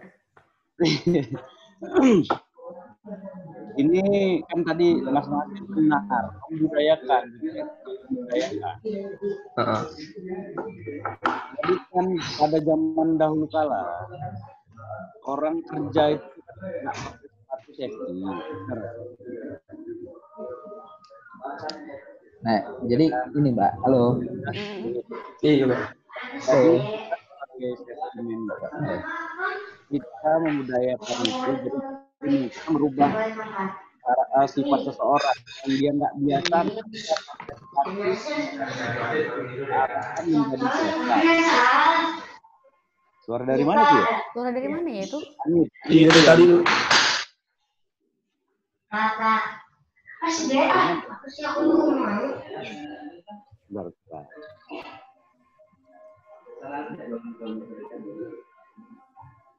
Jadi gitu, Mas.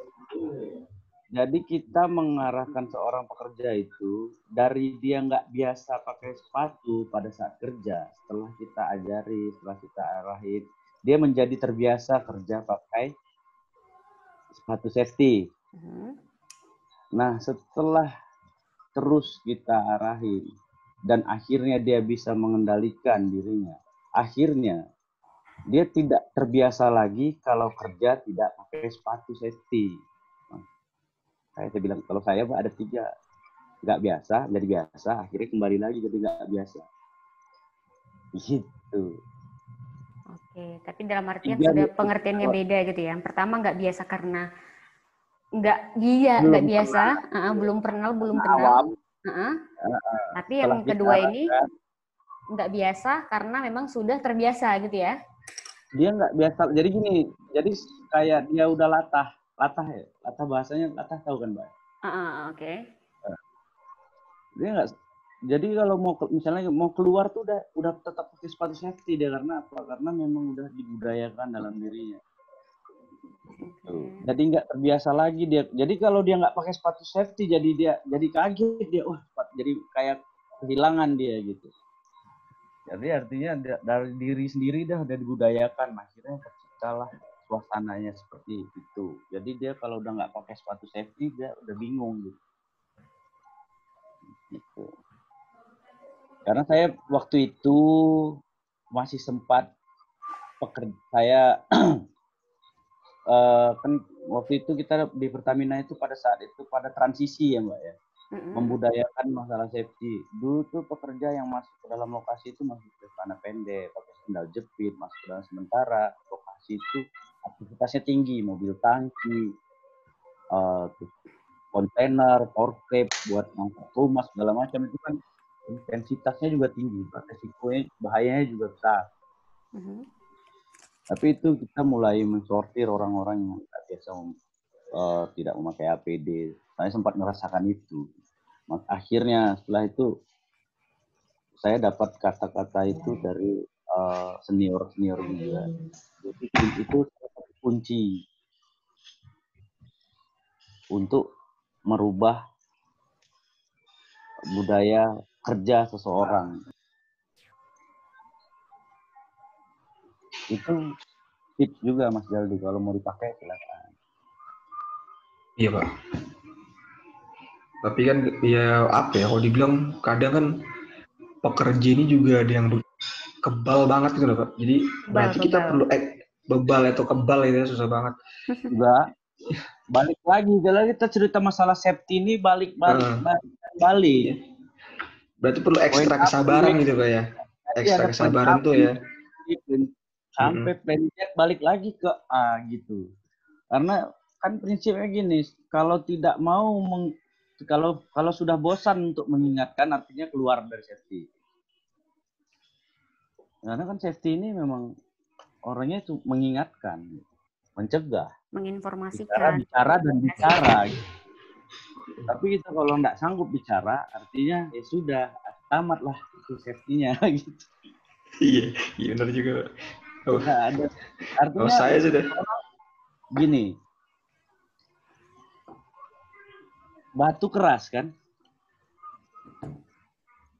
Batu keras nggak kira-kira? Keras ya? Tapi dengan air habis dia. Nah, dengan tetesan air gitu ya Pak? Iya benar. Itu juga manusia.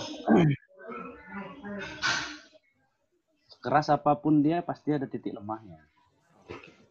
Nah itu dia kepemimpinan seorang kayak safety man, pengawas, yaitu harus punya yang namanya jiwa kepemimpinan, leader kayak gitu. Jadi gini, kalau kita memasukkan orang ke suatu lokasi pekerjaan gitu Mbak ya, kita nggak screening dari awal, dari depan. Oh iya.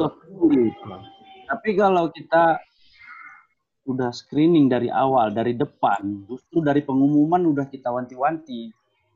Orang yang bersedia masuk ke dalam lokasi kerja atau yang bersedia bekerja di lokasi kita kerja, artinya dia udah harus mengikuti peraturan yang ada.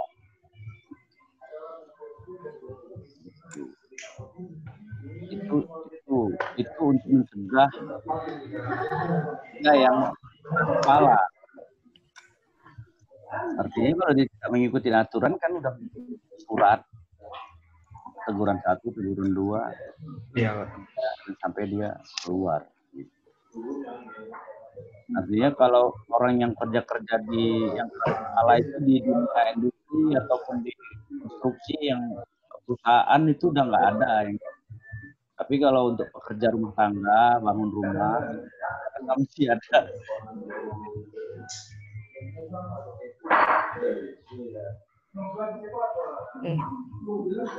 Jauh ini saya udah nggak temui lagi orang. Itu suara dari mana sih sebenarnya?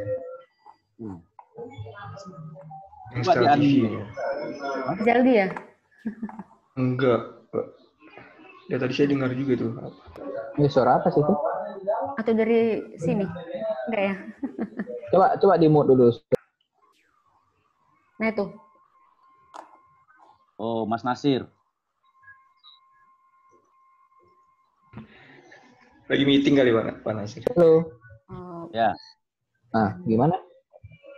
Dari sana, Sir. Dari Pak Nasir berarti. Oh, lagi meeting kali Pak Nasir.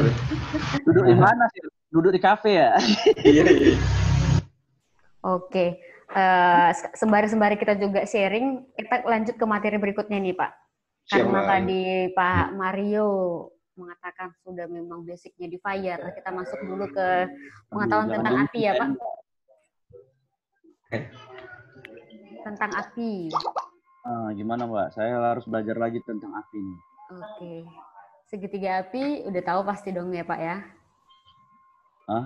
Segitiga api ataupun mungkin 3 komponen timbulnya api. Segitiga bermuda. Jaldi pasti tahu nih, Pak Jaldi nih. Orang K3. Apa ya, Mbak ya?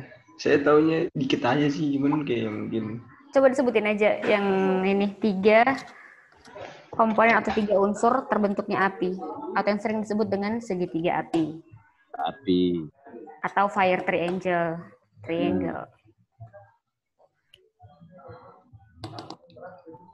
Apa tuh, Pak Jaldi? Ini segitiga apinya ya pastinya lebih ke ini sih, maksudnya untuk dari apinya pasti yang potensinya, oksigennya, Ya, dan material sih. Oksigennya, oksigen, bahan bakar ataupun yang sering disebut dengan bahan mudah terbakar atau fuel, iya, dan panas. dan iya, Panas. pemicu apinya itu panas. Oke. Berpanas. Kalau dengan tetrahedron,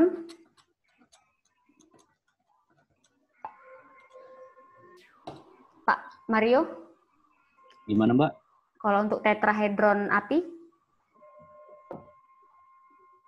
Baru dengar saya. Nah, ketiga kali, tadi si tiga unsur, ketika si 3 unsur segitiga api itu bersatu nih dalam jangka waktu yang lumayan lama, atau sering dibilang kan golden time-nya kebakaran itu 5 menit ya Pak ya? Iya. Nah, ketika itu sudah terjadi di atas 5 menit, muncul yang namanya reaksi rantai kimia. Reaksi rantai kimia api. Nah, itu yang dinamakan dengan tetrahedron api. Terus? Ya, saya mau ngasih tahu itu, Pak. Oh iya. Oke. Iya. Saya butuh pengembangan ya, Mbak. Siapa? Oke, ya itu dia. Terus mengenai api tadi, yang tadi disebutkan oleh Pak Nasir juga, bahaya paling besar di migas adalah kebakaran. Nah, menurut Pak Mario nih, kebakaran itu apa sih Pak, kebakaran? Kebakaran?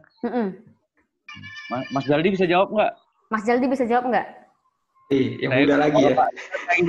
Dari yang muda dulu deh. Loh. Yang muda lagi ya? Kalau kebakaran sih, pastinya kan dari 3 itu untuk dirangkumnya dari api terkendali. Nah benar, kebakaran itu adalah api yang tidak terkendali. Yang dapat mengakibatkan baik itu kerusakan properti, material, bahkan sampai kehilangan nyawa manusia. Kebakar sama kebakaran beda. Apa itu, Pak? Ya, lilin dibakar nggak? Gimana, Pak? Kalau lilin terbakar nggak? Dibakar. Bakar. Kebakar kan. Kertas kebakar kan. Pengertiannya gitu. Kenapa dibilang kebakaran itu api yang tak terkendali? Jadi apinya udah di luar jangkauan kita. Jadi kalau lilin, kertas dibakar itu kebakar, tapi belum kebakaran. Kalau dia udah banyak, itu baru kebakaran namanya. Itu penjelasan dari saya, Mbak. Oke. Kalau dari saya sih mungkin lebih tepatnya terbakar kali, Pak. Karena sengaja. Jadi kalau terbakar nih kan masuk ke kalimat lagi, balik ke bahasa Indonesia gitu, Mbak. Bahasa Indonesia ya? Kalau arti pada kalimat terbakar itu kan tidak sengaja. Iya, tidak sengaja dibakar. Kebakaran, Mbak.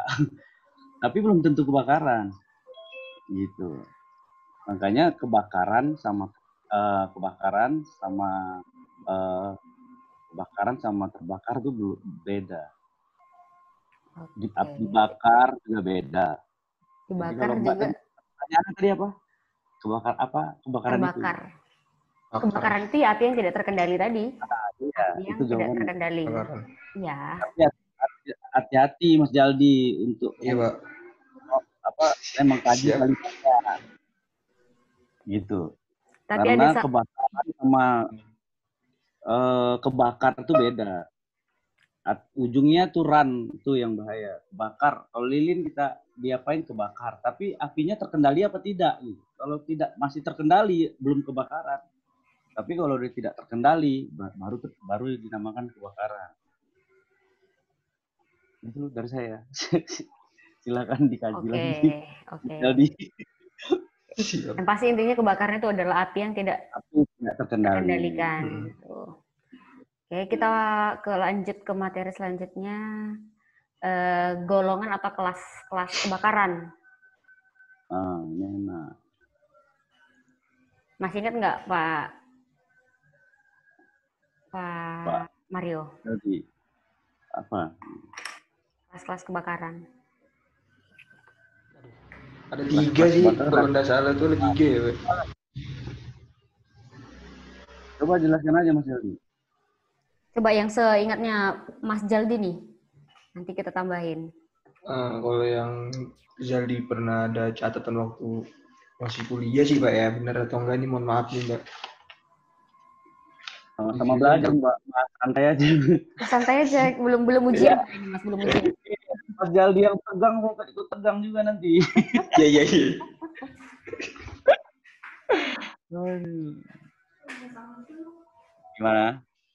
Gimana Mas Jaldi tadi? Iya sih, ada sebenarnya kelas-kelasnya pun ada 3. Kalau kelasnya ini sih dari yang kalau pernah Jaldi pahami itu kelas 1, kelas 2 dan kelas 3-nya. Tapi kalau yang lebih detailnya tuh seperti A ya, A, B, C, D itu tipenya kali ya. Tipe anunya. Kalau kelas pertama. Klasifikasi. Mungkin gitu klasifikasinya ini mungkin kayak di daerah berbahayanya sih. Jadi yang untuk kelas 1-nya di mana bahan yang mudah terbakar ya yang berbentuk gas atau uap sih. Dan yang kelas 2-nya yang mudah terbakar berbentuk debu atau kayak mungkin kayak percikan kali ya, sisa-sisanya itu. Dan yang kelas 3-nya itu yang mudah terbakar bentuk fiber yang berbahaya. Kayak bener kayak contohnya kayak pipa yang atau kabel kayak yang terbakar dengan arus listrikan yang memicunya api. Mungkin sih itu sih Mbak yang dari paham sedikit ya dan kelasnya itu. Oke, sesuai dengan ini kita belajar apa ya dari regulasi aja nih ya Mas Jaldi. Nah, sesuai dengan Permen 04 tahun 1980 nih tentang kebakaran. Nah, untuk klasifikasi kebakar tuh ada A, B, C, D, E. A, B, C, D, E. Nah, untuk kelas A itu kebakaran yang disebabkan oleh benda padat non-logam yang dapat menghasilkan debu. Atau biar lebih ingat aja yang ash gitu, menghasilkan debu. Kayu, kain, kertas gitu ya. Kayu, kain, kertas. Nah, pokoknya yang menghasilkan debu. Debu, ya. Terus yang kelas B itu adalah gas dan cairan yang mudah mendidih. Ingat aja yang B, boil, yang bisa mendidih gitu. Gas ataupun cairan yang bisa mendidih. Contohnya kayak gasolin, pokoknya yang liquid-liquid masuk tuh di yang kelas B. Nah, untuk yang kelas C ini, kelas ingat aja current, peralatan yang diakibatkan oleh peralatan listrik. Electrical. Ya ingat aja C current gitu. Kalau yang D itu logam mudah terbakar atau dense, DENSE. Oke, dan yang terakhir itu ada kelas E. Untuk kelas E ini sendiri yang radioaktif. Tapi yang E ini sih masih baru aja digolongkan menjadi kelas kebakaran gitu. Sosialisasinya belum terlalu ini. Belum terlalu ini sih, tapi sudah dibuat kayak gitu, sudah diklasifikasikan kelas E dia. Berarti kayak nuklir gitu-gitu ya? Benar, nuklir. Kayak yang golongan-golongan 8A. Radon gitu-gitu. Terus ada lagi sih sebenarnya kelas K, tapi itu ya untuk memang kitchen atau dapur, karena mungkin punya dapur gitu. Kelas kitchen dapur ya? Iya, dapur. K ya, itu biasa sering disebut dengan kelas K gitu. Endapan hasil sisa masakan ya, Sir ya? Iya, minyak-minyak masakan itu. Jadi lemak ya. Itu masih baru sih. Karena itu sih setelah dilakukan yang namanya analisis banyak kebakaran karena itu kayak lemak dapur, minyak dapur. Nah, makanya diklasifikasikan sendiri untuk kebakaran karena itu kelas K gitu, kelas kitchen. Berarti penyebab maksudnya api cepat membesar tuh ya berarti ya. Salah satu faktornya itu ya. Pemicu juga gitu ya, lebih tepatnya. Pemicunya kan di awal. Tapi yang membuat api itu cepat besar gitu atau jadi susah padam itu mungkin kitchen.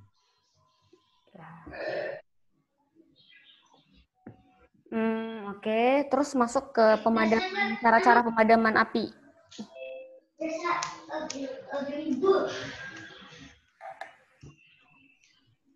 Masih pada ingat nggak Pak Menot, Pak Nasir deh. Pak Mario terus. Gantian ya. Saya dengar lah sekali diajarin saya. Pak Nasir, monitor Pak Nasir. Lagi rapat gak, Pak? Enggak deh. Lagi ngopi dia. Halo. Oke, gimana, Pak? Ya, gimana? Pemadaman api, Pak. Cara-cara memadamkan api. Nah, cara pemadaman api kembali lagi tadi kayak ke segitiga api dan tetrahedron api. Ya, kita hilangkan salah satu. Hilangkan salah satu. Ada 4 tuh caranya, Pak. Masih ingat nggak, Pak? Iya, cara simpelnya sih kita hilangkan aja salah satunya. Untuk jenis-jenisnya gitu, Pak. Bisa nggak? Misal nih ketika si panas yang dihilangkan itu nama cara pemadamannya apa?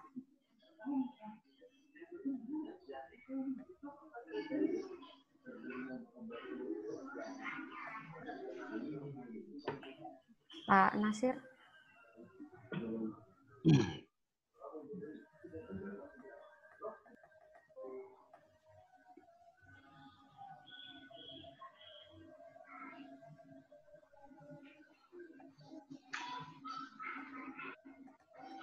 Oke, mungkin Pak Mario? Saya yang jawab. Iya. Masih ingat nggak, Pak? Ya, misalnya gini metode ya. Kan ada pemadaman api. Pendinginan. Terus ada yang cara isolasi. Terus dilusi. Terus pemisahan bahan mudah terbakar. Terus memutuskan rantai reaksi. Gitu. Halo. Gitu, Pak? Ya, benar. Halo. Ya, gimana? Gimana tadi, Pak Nasir? Untuk apa tadi, Mak? Ini macam-macam kan tadi nih. Metode pemadaman api, Pak.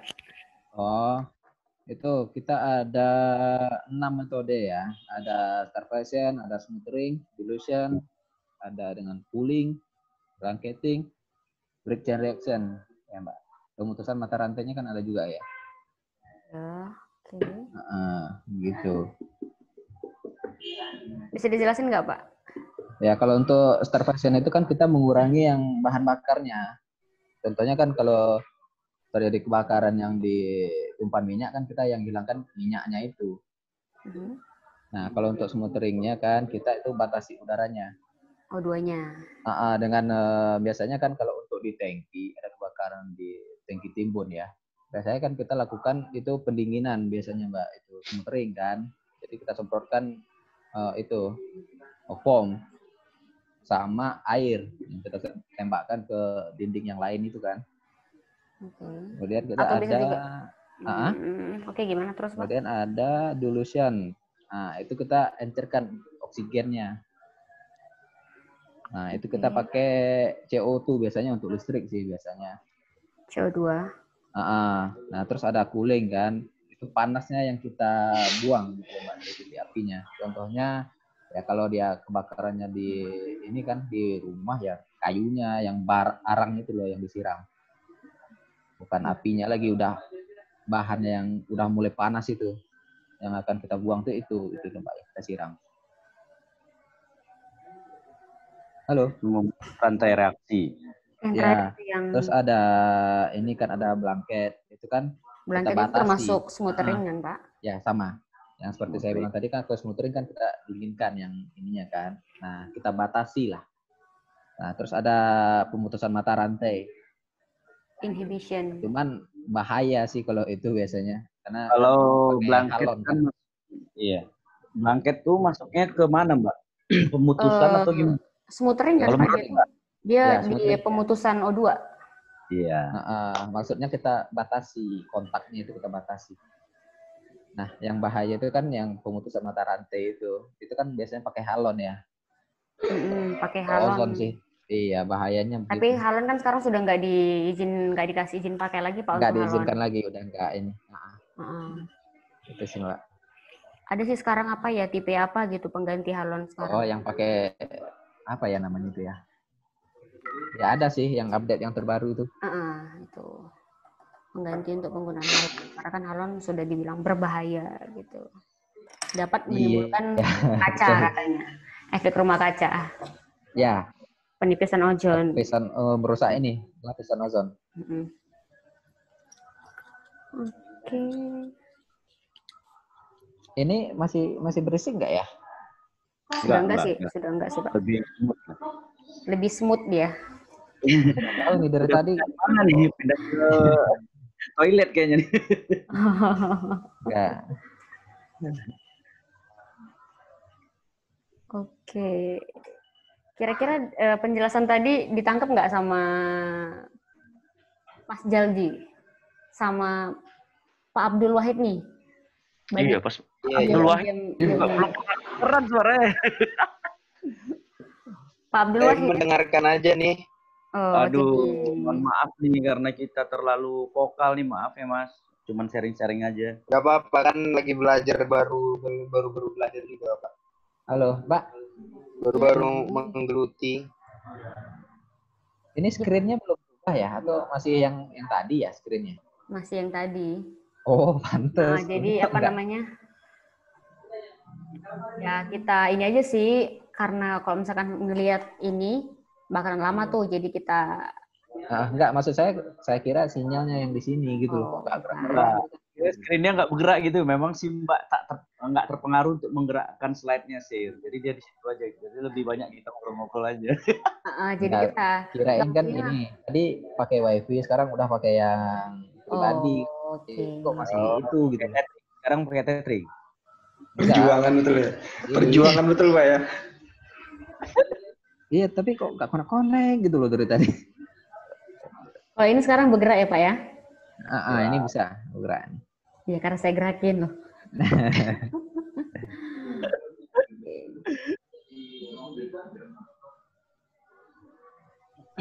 Ya sebenarnya dari pembicaraan kita, dari obrolan kita sharing-sharing tadi sudah masuk semua nih. Gitu. Jadi daripada terpaku dengan teks yang ada di sini, sebenarnya kayak istilahnya ada yang bilang ya daripada tekstual ya. Kalau cuma membaca itu 10%. Iya, jadi kalau menurut saya Mbak, intinya kalau K3 itu seperti ini, apa namanya? Yang membudayakannya itu yang paling sulit, itu tugas utama kita itu. Nah, kalau kita bicara regulasi atau aturan, itu mah gampang aja gitu loh Mbak. Kalau nggak mau aturan, ya udah kamu keluar. Belum lagi nyampe di gerbang ataupun pintu masuk, mereka itu udah nggak bakalan bisa gitu loh Mbak, karena udah sesuai dengan aturannya gitu loh. Tapi membudayakannya itu gitu loh.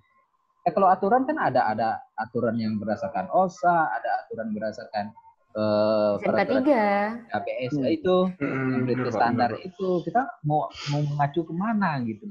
Nah, kan gampang aja. Oh, kalau kamu nggak mau menuruti aturan, ini loh aturannya saya sampaikan ini. Nah, jika kamu juga masih nggak mau, ini loh ininya apa namanya? Istilahnya perusahaan itu sudah punya kebijakan terkait undang-undang gitu. Jadi membudayakannya itu gitu loh Mbak. Tugas kita kan kebanyakan di situ. Gimana sih biar orang ini dari yang nggak biasa menjadi biasa. Nah, apalagi kalau kita berhubungan nih dengan pekerja saya nih Pak, yang jujur saja Mbak, saya pernah cerita. Ini pengalaman saya waktu saya pertama ketika saya menjalankan aturan, saya di inilah sama perusahaan ini, bukan rahasia umum lagi lah. Saya sampai-sampai dibilang, oh kamu itu yang bayarkan kita, kenapa sih kamu yang menghalang-halangi kita? Padahal maksud kita itu kan bukan menghalangi gitu loh. Kita kan ini loh Pak, kalau kita lakukan ini langkahnya. Kalau kita melakukan pekerjaan ini bahayanya ini, penanggulangannya ini. Bapak harus lengkapinya seperti ini. Tapi nggak diterima gitu loh Mbak. Malah kita dibilang seperti itu, kamu ini yang gaji saya. Tapi kan kita juga mikir, oh iya juga ya. Kalau saya lalu nih. tadi gitu, saya cerita Jadi Ingat kalau masa kita lalu nggak nih. jalankan itu, nggak berisi dompet kan, nggak kebul dapur kan. Nah, jadi kita harus gimana ya? Ya emang susah juga itu dulu pertama. Yang kedua, untuk menerapkan ketiga ini menerapkan apa ya, BBS itu kan, behavior Behavior based. based safety. Saya juga pernah hampir dibacok gitu. Benar-benar hampir dibacok saya pernah. Nah, jadi dari situ saya mulai mulai belajar gimana sih cara pendekatan ke manajemennya gimana, cara pendekatan ke pekerja itu gimana. Nah, itu saya pelajari gitu, Pak. Ketika di lapangan itu kita harus bisa, watak orang ini seperti apa sih, kita harus bisa coba membaca situasi itu, harus bisa. Yang saya alami seperti itu. Jadi ketika saya udah mulai bisa membaca watak seseorang, mulai bisa membaca situasi, jadi saya mulai bisa gitu loh menerapkan ketiga itu dengan smooth gitu loh. Saya seperti itu sih kebanyakan.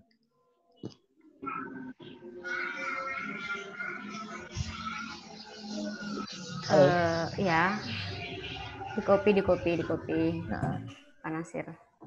Ini saya izin ya, sambil buat laporan nggak apa-apa Mbak, sambil mendengarkan sambil menyimak. Oke, nggak apa-apa, siap. yang kalau intinya sih jangan pernah memarahi pekerja di depan orang ramai gitu sih. Benar, karena itu bakalan menekan yang namanya mentalnya. Mental seseorang itu jangan diajak main-main deh, Pak. Iya. Benar. Apalagi kalau udah bersangkutan sama urusan perut. Waduh, nggak bisa. Benar.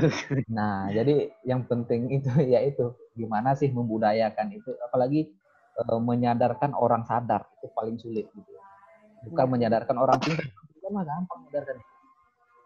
Kadang ada nih orang, saya sudah pengalaman loh 20 tahun. Nah, pengalaman 20 tahun nggak pakai APD, aman aja. Ngapain pakai APD kan gitu. Yang Mbak bilang gitu kan, kembali ke pembahasan Pak Mario tadi, yang APD itu bisa menyebabkan fatality, bisa menyebabkan kecelakaan. Itulah dia. Dulu dia waktu kerja nggak pakai APD, nggak pakai ini, dia aman-aman aja. Nah, gitu kan. Ketika kita sosialisasikan pemakaian APD, wajib pakai APD, kita udah training dia pertama, dia udah pertama itu udah leluasa gitu, udah bisa. Tapi batinnya itu belum menerima gitu, Mak. Belum sadar, belum mau membudayakan itu. Nah, ketika bekerja dia merasa risih. Nah, dari situ kan misalnya dia pemakaiannya pakai sepatu boot aja misalnya, dia nggak bisa. Dia bisa kesandung loh itu. Nah, itu kan APD yang menyebabkan fatality gitu loh, Mbak. Karena dia belum biasa. Itulah yang dimaksud Pak Mario tadi itu seperti itu gitu. Benar. Itulah tugas kita untuk membiasakan dia. Kalau terkait aturan mah kita kan bisa, apalagi di Pertamina aturannya cuma 3. Pertama lisan, tulisan. Ya udah kamu besok nggak boleh lagi di sini, kan seperti itu. Itu cara gampangnya. Apa mau kita jadi safety seperti itu? Jadi safety hanya sebatas. Ya kalau cuma menerapkan aturan tertulis mah gampang, Mak. Sama kayak polisi. Kamu nggak mau aturan ini, ya udah kamu saya tangkap. Gitu. Menyandarkannya itu tugas beratnya, tanggung jawabnya ya, Pak. Iya. Apalagi itu sebagai pengawas nih. Ya kalau yang tertulis kan ya bisa kita baca, bisa kita hafal, kan seperti itu. Ya, itulah. Kalau saya sih seperti itu, karena saya kan gimana ya, untuk menghadapi hampir seluruh suku di Indonesia sih yang pernah saya hadapi. Jadi harus pandai-pandai menghadapi watak orang ini. Benar. Siap, Pak. Siap. Ada beberapa daerah-daerah tertentu tuh, Pak, yang punya ini. Benar, namanya? Pak. Suku. Karakter pun beda-beda setiap Salah ngomong kena. Kita harus pintar-pintar mengkondisikan, pintar-pintar beradaptasi lah. Bagi kita udah lembut, tapi sama dia kasar tuh. Betul. Iya, benar-benar, Pak. Benar juga sih, Pak. Kadang kayak gitu juga ada. Apalagi saya salah terus saya ngomong. Orang Medan pelan pun, tapi sama saya udah pelan, tapi sama orang masih keras, bingung. Ya, teknik komunikasi kan yang harus kita kuasai. Communication skill. Communication skill. Saya dapatnya tuh waktu kerja di bank. Dan manfaatnya juga. Communication skill nggak Pak? Iya kan, komunikasi. greeting, segala macam. Ada estetikanya. Benar. Ya, walaupun saya tidak menyukai, tapi saya dapat pelajaran juga dari situ. Segala sesuatunya tidak ada yang buruk, pasti ada nilai positifnya. Kalau kita tidak menginginkannya juga pasti masih ada nilai positifnya, itu aja. Oh, Pak Mario dari Medan. Iya, kenapa sama? Sama saya juga dari Medan, Pak. Oh, sama-sama jauh lah. Saya sekarang udah hijrah. Hijrah maksudnya Pak? Oh, ini lagi jam sholat ya? Iya Mbak, untuk asar sih. Medan di mana, Mbak? Medan di Skip, Pak. Wah, skip jalan skip Gatot Subroto. Bukan Gatot Subrotonya sih. Di itu Narel. Rel itu kan Pak? Tahu saya skip. Ini skip ada 2. Skip Deli Serdang sama skip yang di Medan. Iya, yang di Gatot Subroto. Tapi kan yang masuk ke dalam itu nah, yang dekat SMA 4. Tahu. Jadi reunian lah ceritanya. Tempat itu simpang Sikambing ya. Iya benar, dekat Sikambing Pak, dekat pasar Sikambing. Oh alah. Bapak di Medan di mananya Pak? Di Titipapan. Oh Titipapan. Relan. Nggak tahu Mbak. Marelan, tahu Marelan. Kenapa bisa ke Balikpapan sih, Mbak? Aduh, jadi cerita ini ya. Mata airnya di situ Bang terbitnya. Oh gitu. Kita kan di mana mata air terbit kan ke situ. Benar. Bukan mata uang Pak, loh. itu kiasan, Mbak. Oh iya. Iya. Aduh. Oke. Suku apa? Boru apa? Batak Toba. Batak Toba. Boru apa gitu? Si Payung kalau pernah dengar. Oh, si Payung. Dengar lah pasti orang Medan. Oke. Tahu aku ini Pak Universitas Amir Hamzah yang depan Unimed itu Pak? Iya. Orang Medan pasti tahu lah. Oke.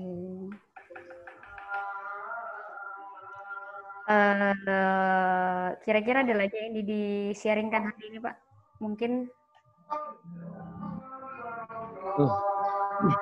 dari Mbaknya gimana? Masih ada yang mau dibahas atau jamnya gimana? sudah ini sih Pak, kita lanjut besok lagi di jam yang sama. Materinya bisa apa, Mbak? Materi besok itu manajemen resiko, JSA. Oh, paperwork ya? Waduh, itu bikin pening kita itu, paperwork ini. Hah? Pening. Ini sampai jam segini aja belum selesai nih ngerjain laporan. Semangat Pak laporan. Sambil. Nyambi-nyambi gitu ya Pak? Nyambi. Jadi kesimpulan sore ini apa ini Pak? Pak Mario dan Pak Nasir nih Pak. Wah. Kesimpulan sore ini membudayakan kaki itu. Coba deh Pak, dari Mas Jaldi dulu, kesimpulan sore ini apa? Kesimpulan sore ini sih yang jadi dapat ya untuk pribadi sih Mbak ya. Maksudnya kalau untuk pribadi saya sih lebih memahami budaya K3 itu yang harus lebih luas lagi dengan apa yang tadi kata Pak Mario dan Pak Nasir sebutkan, dan kita wajib mengetahui lah dari beberapa daerah yang sudah disebutin Pak Nasir sudah kemana aja, harus pintar-pintar jaga diri, jaga lisan, attitude dan yang lainnya kan. Dan kembali lagi kompetensi itu sendiri ada 3 tuh. Pengetahuan, skill, dan attitude. Kalau pengetahuannya ada, terus skillnya juga ada, tapi attitude-nya kurang, sama aja. Bisa. Jadi 3 itu harus dipegang. Dibudayakan. Benar Pak. Implementasikan. Asik, panjang ini. Panjang ceritanya. Implementasikan. Terus apa lagi Pak? Diaplikasikan. Evaluasi. Nah, terus diadakan yang namanya peninjauan ulang. Review terus. Iya. Review. Tapi emang begitu sih, bukan cuma sih, Mbak. Memang gitu. Kayak apa namanya? Prinsip ini PDCA. Kadang ya Plan, do, planning. check, action ya. Jadi gini, kadang kita bisa mengaplikasikan, tapi belum tentu kita tahu cara mengimplementasikannya. Gitu. Apakah? Oke. Ya, gini loh Mas, kita bisa mengaplikasikannya, tapi belum tentu bisa mengimplementasikannya. Apakah itu seperti kita hanya melihat aja, Pak? Untuk nggak berani, Pak? Bukan nggak berani ya. Kita tahu, melihat kan, tapi melakukannya kita ragu. Dikarenakan mungkin kembali lagi ke Panasiar. Enggak, Pak. Maksudnya kembali lagi ke skema Panasiar kan. Dari prosedur perusahaan yang memijakin seperti ini nih. Udah jangan kemana-mana, tetap ikutin kayak gini. Mungkin apakah kayak gitu ya? Simpelnya begini, Mas. Di handphone tuh ada satu aplikasi. Kita pelajarin dulu nih aplikasi itu yang diciptakan. Sekarang cara mensosialisasikan aplikasi yang ada di handphone itu tadi gimana, Kor? Dikit aja tuh caranya. Bisa. Nah, gitu aja caranya. Belajarnya begitu aja. Simple, yang simpel-simpel aja belajarnya. Jangan terlalu langsung, itu nggak bakal dapat. Jadi lakukan dari satu hal yang paling terkecil. Kalau membudayakan masalah safety itu, kalau belum bisa ke orang-orang, dari mulai diri sendiri. Keluarga sendiri, lingkungan keluarga, lingkungan rumah. Artinya apa? Lingkungan rumah tidak harus ngomong sama orang-orang yang ada di rumah, tapi kita melakukan satu hal yang berkaitan dengan safety. Contohnya apa? Contohnya kan nyapu halaman, bersihkan kamar mandi, saluran air. Artinya kita menciptakan lingkungan rumah yang sehat. Gitu. Makanya dari yang terkecil gitu. Dan housekeeping-nya gimana, penataan kabel-kabel gimana di rumah gitu kan, ada elektronik kan, TV itu kan yang bisa menyebabkan kebakaran tuh arus pendek, penyebabnya apa, dari penataan kabel segala macam gitu. Itu dari yang kecil-kecil dulu aja dapat. Berarti bukan hanya teori Pak ya, berarti praktek juga harus lebih dalam lagi ya. Jadi kalau kita memang belum bisa mempraktekkannya di lapangan, kita bisa melakukannya hal itu di rumah gitu kan. Saya bilang hal itu di rumah. Jadi nanti waktu dapat uang kerjaan, melancarkannya saja gitu. Artinya peluang itu sebagian dari pengembangan sayap kita untuk tampil di lingkungan yang lebih luas lagi. Berarti persiapannya harus lebih matang gitu ya Pak ya? Atau gimana nih Pak?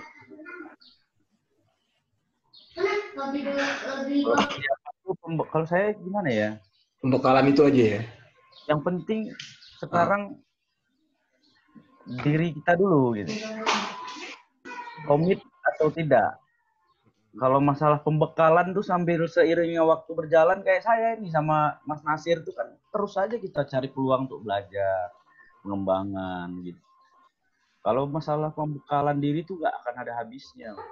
Tapi sekarang tinggal kita komit apa tidak sama jalan yang kita ambil. Kemauan dari diri sendiri Pak. Mungkin pengertiannya seperti itulah. Penting kita mau jadi orang ketiga, komitmen. Yang tadi Simba ada 3 ya Mbak ya. Apa tuh Pak? 3? Simbanya lupa. Yang mana sih maksudnya, aku bingung ya. Operator, teknisi? Kebanyakan yang dia ngomong. Sampai lupa. Yang attitude tadi loh Mbak. Saya nggak berani terlalu menjelaskan soalnya saya kompetensi. Oke. Iya. Nah, itu tadi. Oke, siap benar. Tapi sebenarnya si Mas Jaldi bukan terlalu pembekalan itu kan terberjalan seiringnya waktu. Tapi niatkan dulu, di lock dulu niatnya, di lock sama komitmen. Terdapat kegiatan di rumah sama kegiatan di proyek sama. Makanya lakukan hal-hal yang terkecil dulu aja di rumah, apa-apa. Sama kok. Cuman kan project scope-nya lebih besar, kegiatannya lebih banyak, di rumahnya. Tapi kalau bahaya-bahayanya ya mirip-mirip. Cuman levelnya mendekati lah kali Pak ya. Levelnya beda, level jatuhnya. Kan ketinggiannya lebih, kalau di rumah kan ketinggiannya paling 2 meter atau 3 meter kan gitu. Tapi tetap ada kegiatan seperti penggantian bola lampu, benerin atap bocor, gitu loh. Kita bersih-bersihin rumah, renovasi rumah, tetap ada kan mukul-mukul pakai palu kan, menggunakan alat kerja sama kan, gitu.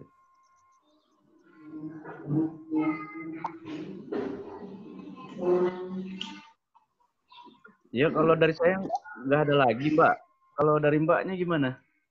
Ya, kalau misalkan memang sudah nggak ada lagi nih, kita lanjut besok mungkin sedikit tentang kesehatan kerja juga. Iya. Kesehatan kerja. Besok itu hari apa sih? Rabu ya? Besok Rabu. Okay. Rabu, Kamis. Sama itu yang tadi ya, JSA. Manajemen resiko. Baiklah, Mas Nasir masih ada, udah hilang suaranya ya? Meeting lagi berarti mungkin, Pak. Hah? Meeting lagi mungkin? Kayaknya sih.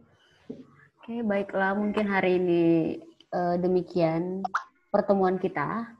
Iya. Besok lagi di jam yang sama, di saluran yang sama loh. Ya.